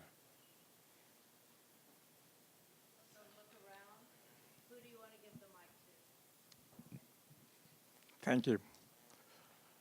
I really appreciate all the wonderful work that the board, the committees, the officers are doing. And all this afternoon, since I was in the same conversation in the afternoon, and I really appreciate the candor of this conversation. I think it is as much as it could be. The one thing, as I think through these themes of, obviously there's a lot to be done. It needs to be done in a very timely and as fast a process as possible, as fast a time frame as possible. But one thing that I observed seems to be out of alignment with that to me, because I think we really need to look at the board members and the officers and the committee members and say, how can we reduce the overlap as much as possible, minimize the overlap as much as possible so that you have more people that can actually take on, they have the time, they have the energy, they have the talents to be able to do that. I mean, I understand there needs to be some commonality between the board and officers so that there's proper communication and proper management of that. But I think as a principle, we should have as minimal overlap as possible. Ideally, one person, one role. This way we know the person can be held accountable and has the time and energy and talents to go get the help that they need to get, rather than the same person trying to do 1,000 things, which I think is true for most of you sitting here. So that's kind of my observation.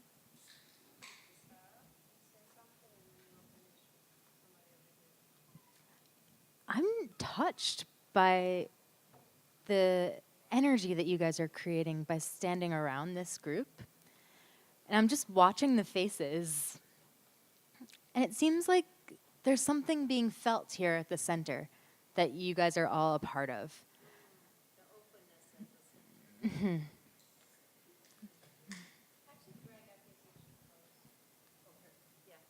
I have a funny impulse. Karen, would you be put on the spot to say a few words about your experience?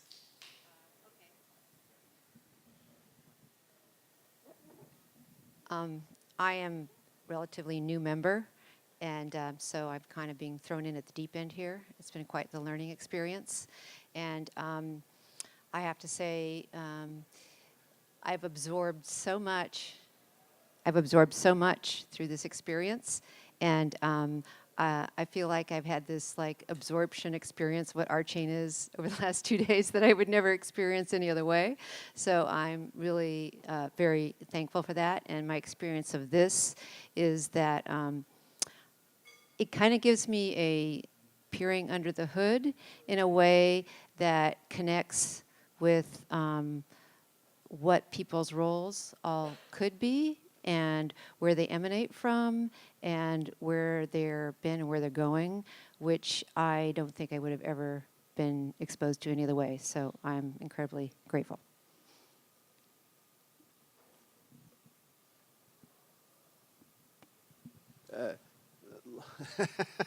Last words. How about...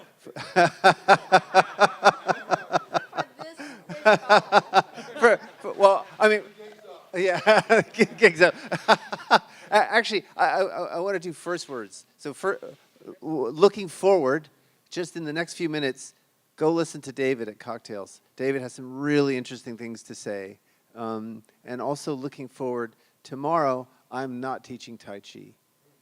Viola Brumbaugh is teaching Tai Chi, and she is amazing. If you want to see someone who is plugged into the flow, if you want to plug into a flow to be able to move fast, come work with Viola. Yeah.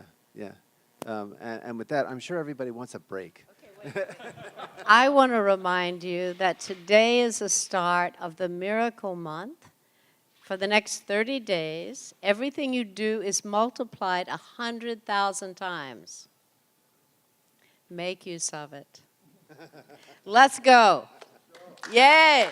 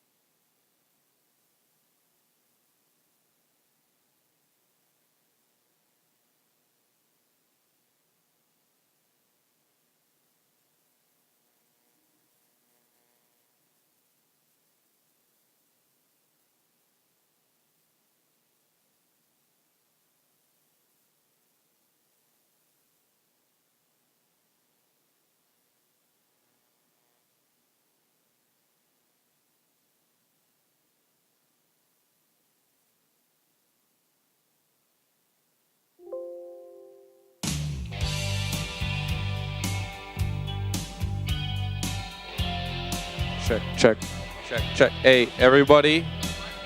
Everyone in the room. Everybody in the room, let's give David's, let's finish this out because we got to get out here by 6:30, so turn your attention to David, please. Please sit down, get your drinks, whatever you need to do. All right, let's rock and roll. Let's do this.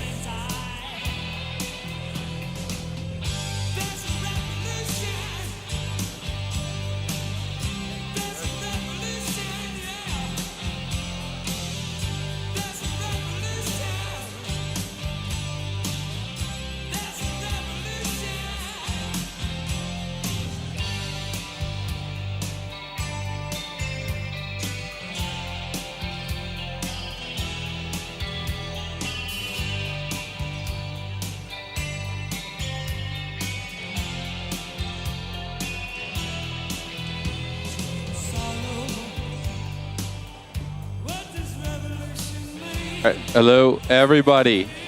Yo, let's sit down. We got to get out here by 6:30. Let's do this.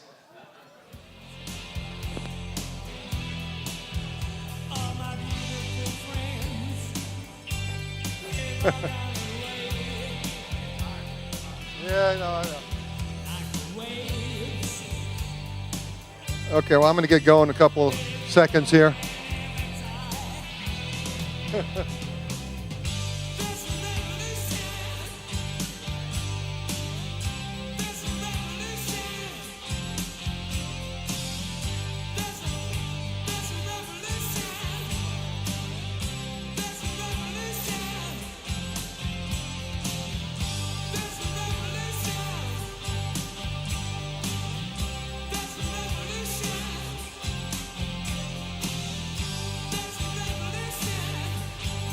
Okay, we ready, Christian?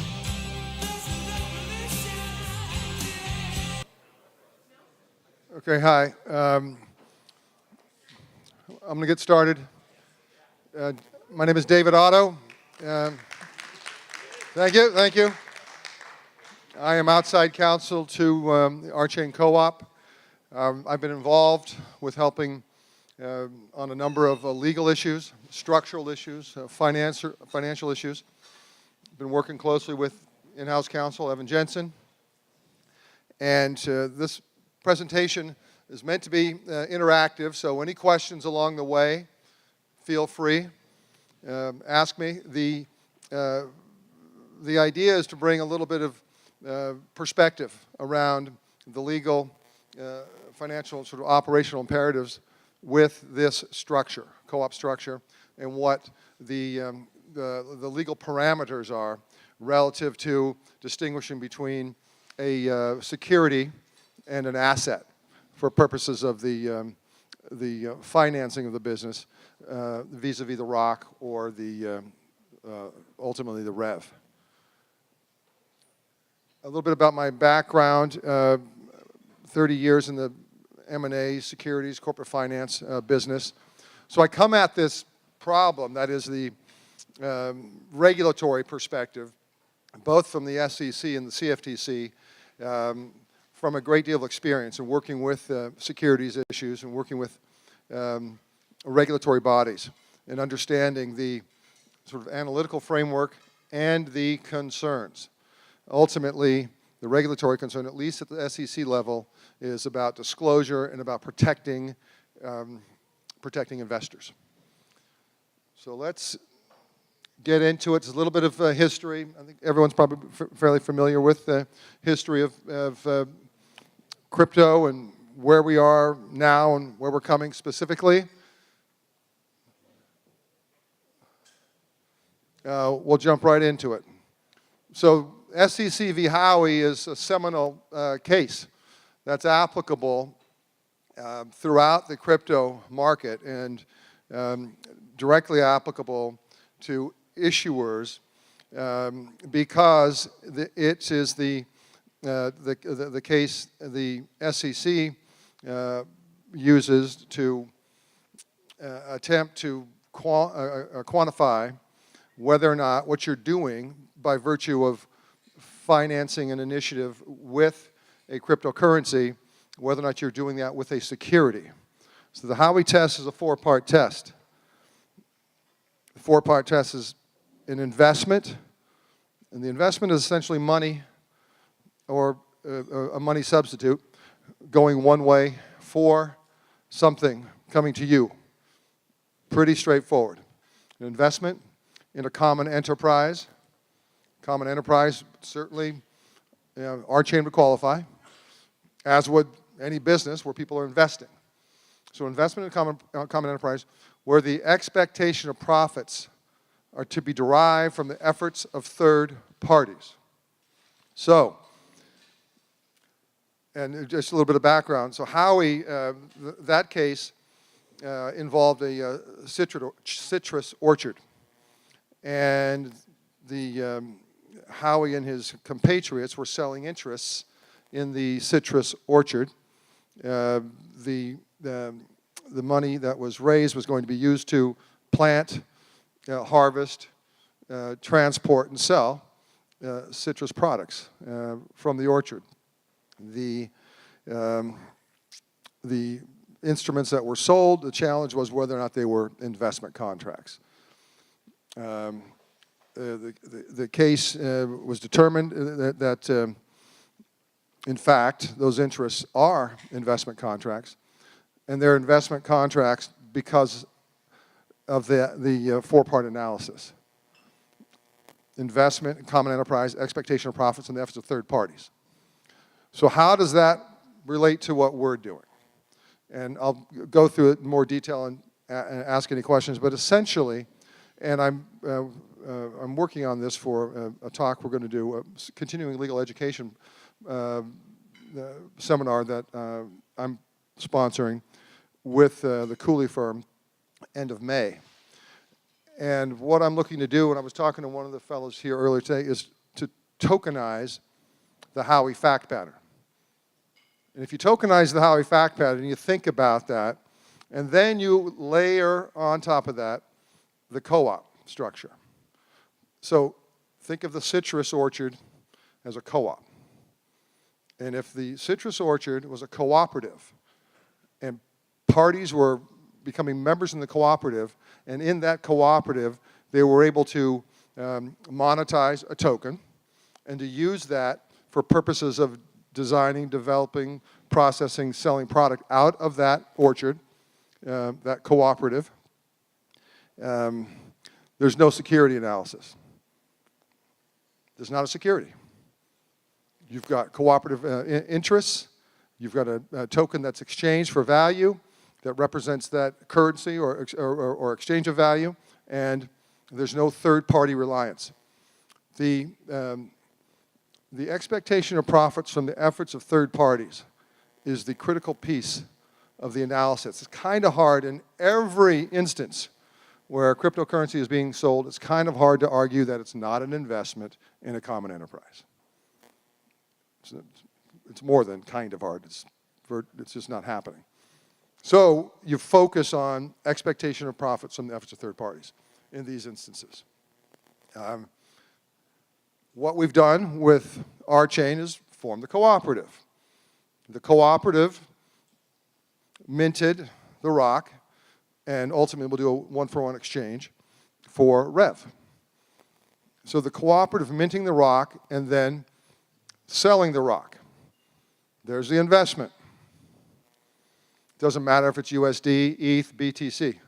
That's a transaction. That's an investment. The key is anything that's happening in this cooperative, is that, for purposes of developing value, creating value, is that being done by third parties or is it being done by members? And if it's being done by members, and if members are driving this co-op, and members are driving value, and members are identifying opportunities that benefit the cooperative mission, then you are not looking at third parties, you are doing it yourself. And that's why this model is so incredible.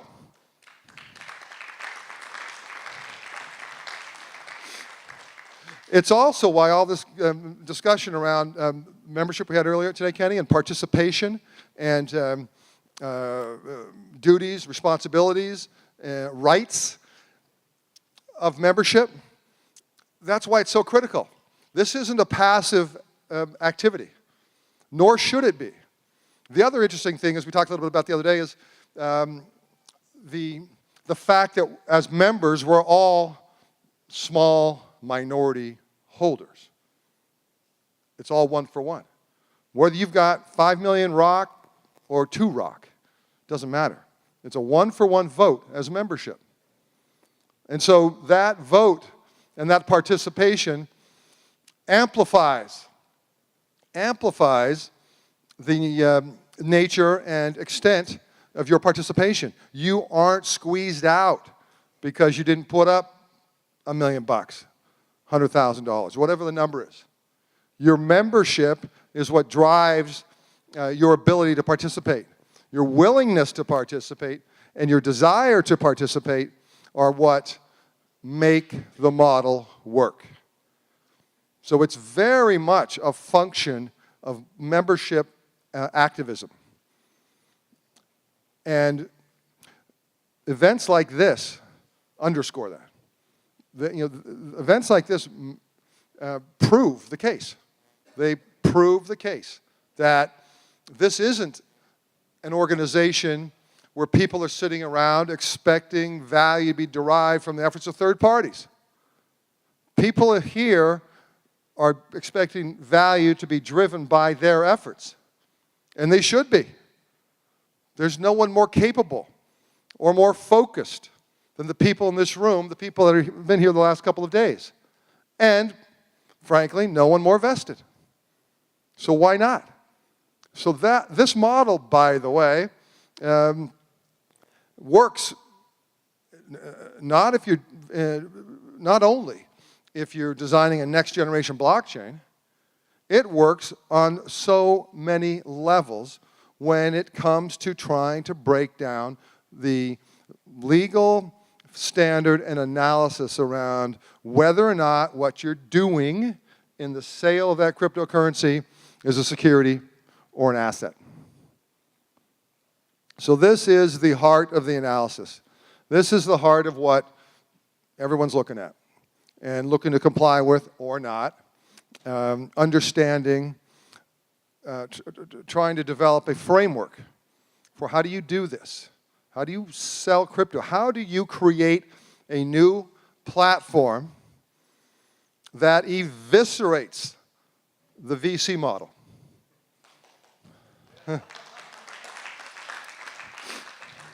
But that's not just hype. We were talking, Peter, a little bit about Resonate. Resonate goes into a VC fundraise.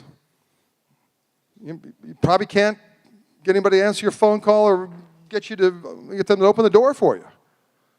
You don't need that model. That model's done. And this isn't just hype. It's happening. It's happening right here. And it's happening with another company, cooperative. Resonate's a cooperative. Shops are cooperative. Those models work. And it works from a structural standpoint. It works from a legal standpoint. So what's the wild card? Participation. It's absolutely participation. If you're in, and you've got to participate. And there's got to be evidence of that. It's interesting, as an aside, I mentioned it earlier today, we are going through a little Q&A with the Washington State Department of Financial Institutions around the offering. And one of their questions is, well, we see in your documentation, we've sent them everything, and we expected full review, and we're getting it. And one of the questions is, we see what it is, and members are, what it is members are committing to do. How do you force them to do it? You don't You don't force people to participate. If they're not in, they're not in. The representation is from the member. They will commit to doing this list of things. By the way, that list of things can grow over a period of time. You don't have to have a particular expertise at the time that you become a member. Your commitment to participate is sufficient enough. The participation among the membership, as opposed to the membership looking to benefit from the efforts of third parties, is the linchpin to this analysis. And it's where we are. From a regulatory standpoint, it's where we are from a practical. We're doing it. We're here. And it's meetings like this that, that support it, that establish it as legitimate and meaningful. It's not sort of ephemeral, conceptual. We'll get around to it. It's brass tacks. The meeting we were in earlier, afterward, I looked at Evan and I said, we're making the sausage. It's not pretty, but it's got to happen. So that's what we're doing. That's the Howey analysis, or the Howey test. So, the SEC did a report on the Dow financing, the Slockett transaction. And the SEC came to a few conclusions around that transaction. If you net it out, what the SEC said is, not sure we're comfortable with the way this went down because whilst the buyers of the token and the had voting rights that came with that purchase, those voting rights went through curators. And the curators, a handful of them, determined which projects were going to get funded and which ones were going to have priority for purposes of the Dow committing resources, time, and effort to develop those projects. And the SEC said that's a problem. And it's a problem because you're taking away the voting capability, the voting right, or an equal access to the platform, to the opportunity. So anybody who's wondering why 1-to-1 in the membership as opposed to some correlation to your rock ownership, that's why. The voting, the equal voting power among the members is a critical component of this. Now, you could argue on the other hand, wow, you give everybody one vote, a lot of unvested people could create problems. Yeah, sure they could. The expectation is that won't happen. And it's because people with a vested interest will participate, and that participation will typically be to advance the cause, not jeopardize it. And so that's where that comes from. But the SEC's report on the Dow was very much a function of voting rights and responsibilities that went with that vote, and they felt that the Dow had circumscribed those voting rights by forcing that vote to move through curators.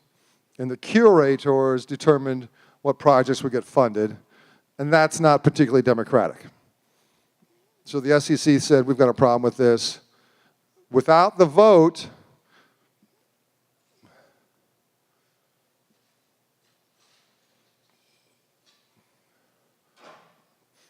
I'll go back a couple of those other slides, but without the vote, you run into yet another test. And the other test is the risk capital test. So the risk capital test is a complement to the Howey test. So the regulatory sort of infrastructure at the federal and the state level, the risk capital test is a test that comes out of California, adopted by Washington, a handful of other states. So the SEC in the state of Washington, although we're not talking the SEC, this is not a sale of security, we're talking the state of Washington. But the regulatory overview here says, even if you satisfy Howey, you're not an investment contract. Because despite the investment, common enterprise, this is not a situation where the expectation of profits from the efforts of third parties. Even if you satisfy that, you still have to satisfy the risk capital test. And risk capital test says that if you're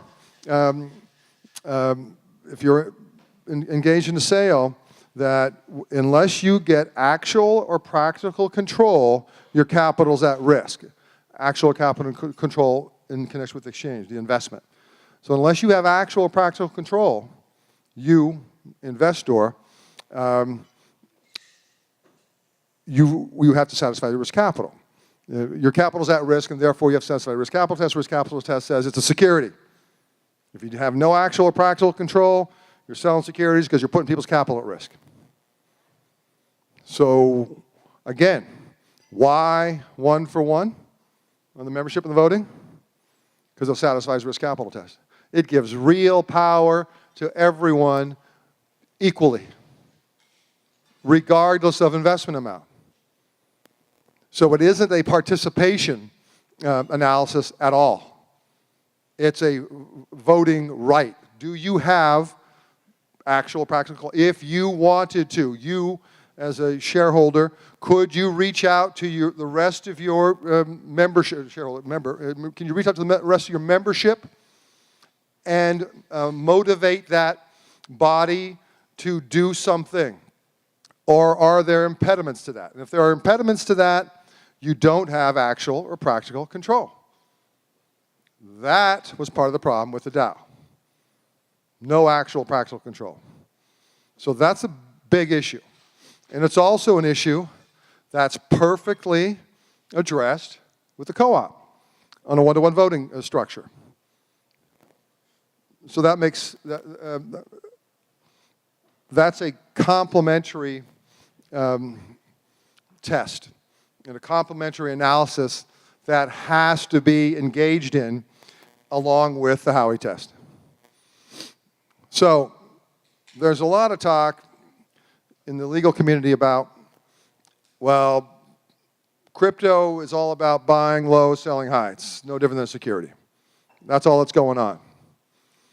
There's case law that addresses that concept. It's called the market forces test.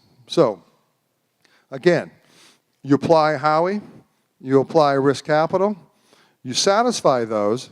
The fact that your cryptocurrency is offered at 20 cents and it's trading at $2, that's not an investment where you're looking to a profit or anticipating returns.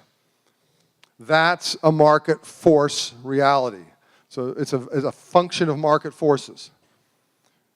The investment happens at the front end. The expectation of value, profits, upside is a function of participation and activism.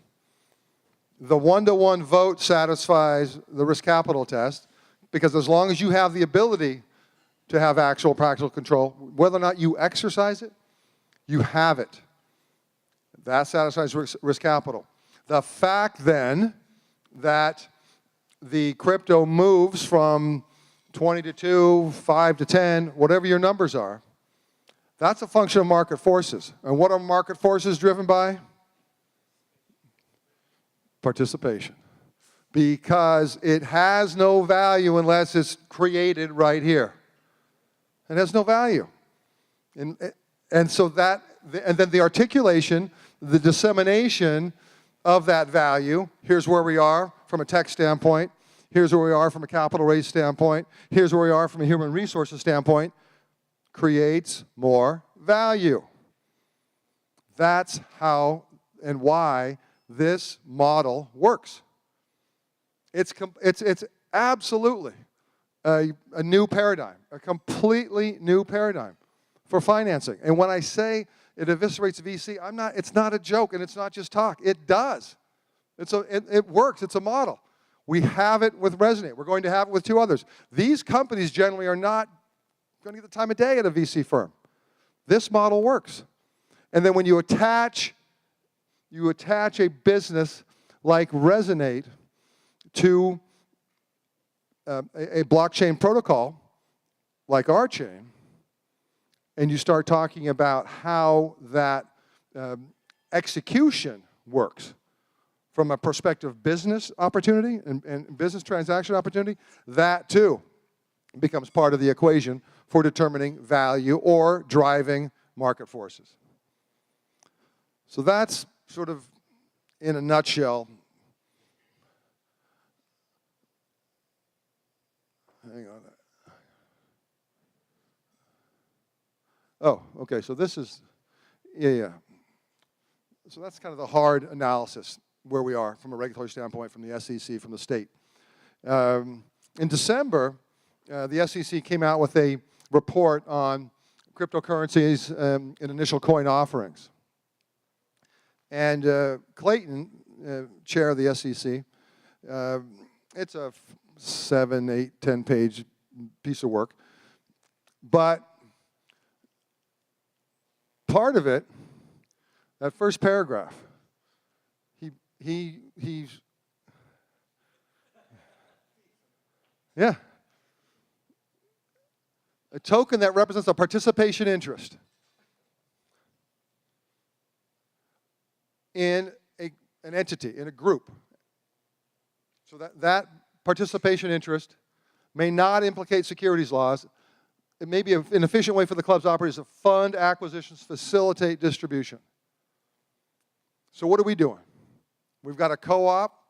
We're funding it to facilitate development, to facilitate design, to facilitate operations for the purpose of acquiring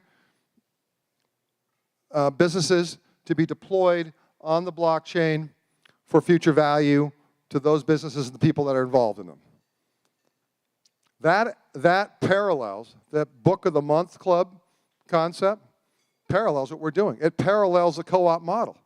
If you create a cooperative to do something, and you satisfy Howie, you satisfy risk capital, you got to have one-to-one voting, you're creating a Book of the Month Club or something similar.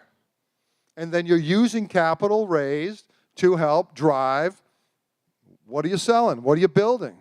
What are you designing? That's what it's doing. And are you making it a more efficient, a different model for the development of that opportunity?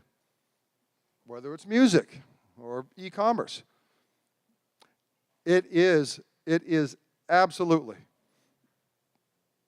it's in the sweet spot, this structural model, the co-op.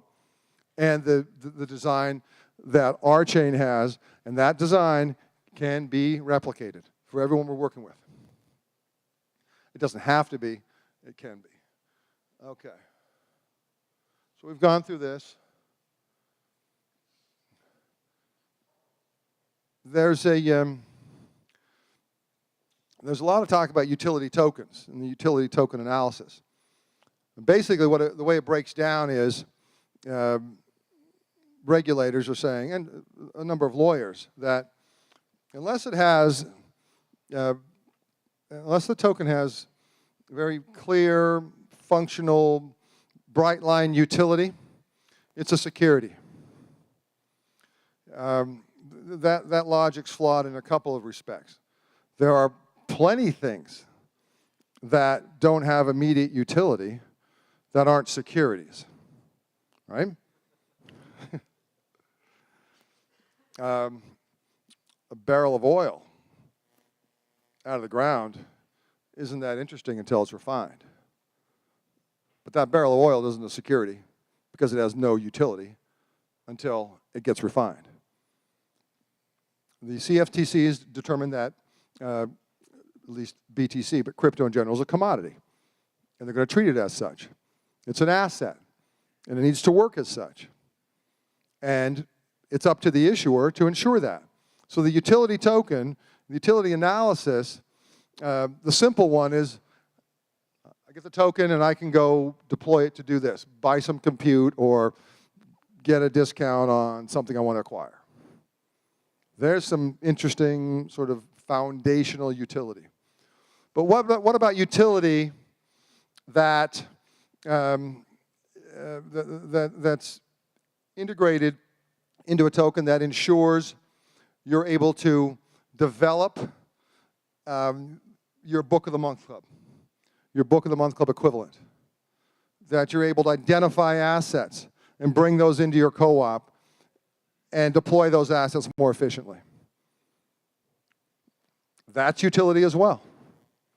So the utility argument isn't just the immediate ability to take that token and push it out for something in exchange. It's also the ability to use that to advance an agenda, to acquire assets, to build a next generation blockchain. And that's a large part of the argument with the Department of Financial Institutions. That the utility is very much a function of how it's deployed in the co-op to create value. And the value propositions are all over the place, right? I mean, it's hiring people to do some of the tech work, or hiring somebody to find interesting decentralized applications, or hiring somebody to articulate the value proposition of the RChain blockchain, and educate people as to how to develop in Rolang. Those are all value propositions, and therefore utility.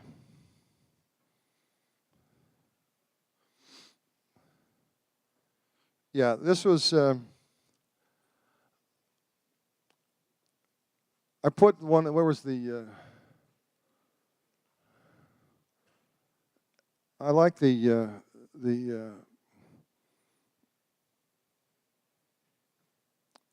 Smith, and kind of the Adam Smith quote, and kind of relates to what Greg was talking about the other day. That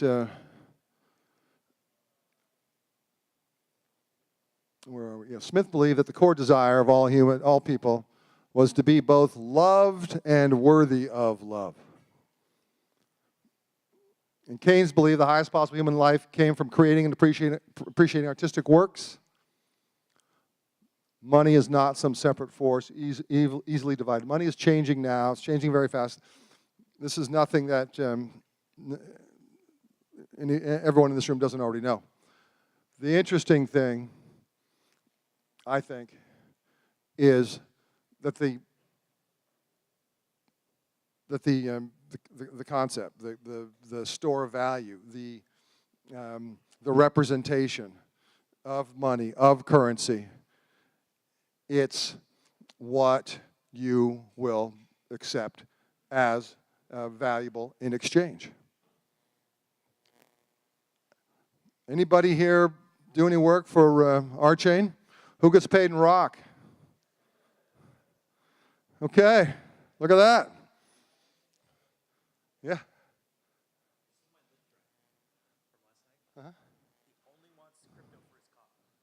Oh. Okay. Yeah. All right, so I don't mean to.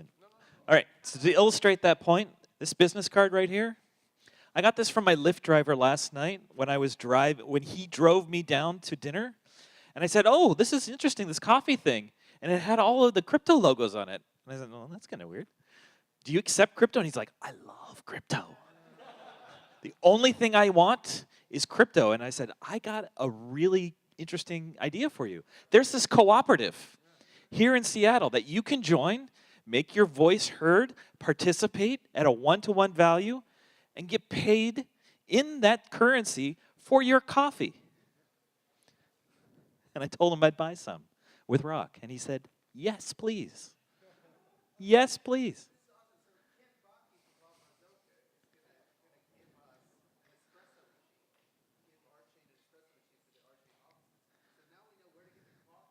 Yes. Okay, I'm going to read this out for everybody, so please take a note, because I also told him I was going to tell you about this, and I want you all to buy coffee and flood him with orders in whatever crypto you want. Okay, it's called foodforestfarms.com. Foodforestfarms.com. Local roasted coffee says it's way better than Starbucks. Way better. Okay?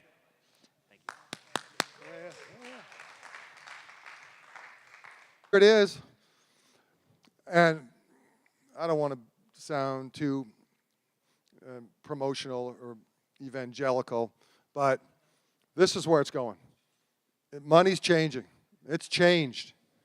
Look at the show of hands of people who are taking rock right now. You're going to take it. If you don't think it's got value, it's worth something, you're able to use it as a store of value, as an exchange of value? Of course not. And it's only becoming more ubiquitous. And so we're here to do it. We're implementing a platform. We're minting a currency. And we're going to deploy that both with respect to the development of the community, but also with respect to identifying opportunities that can benefit from and use this blockchain.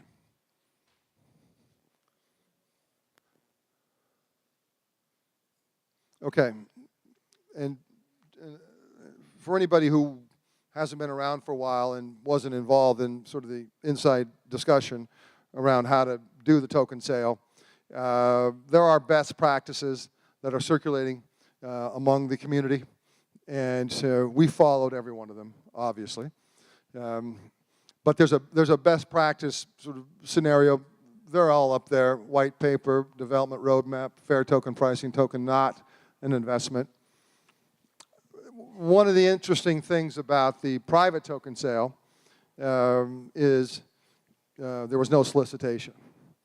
And solicitation is a big part of the securities compliance regiment. So that no solicitation is it's a good thing. It isn't something that's fatal. You can do it, but it helps.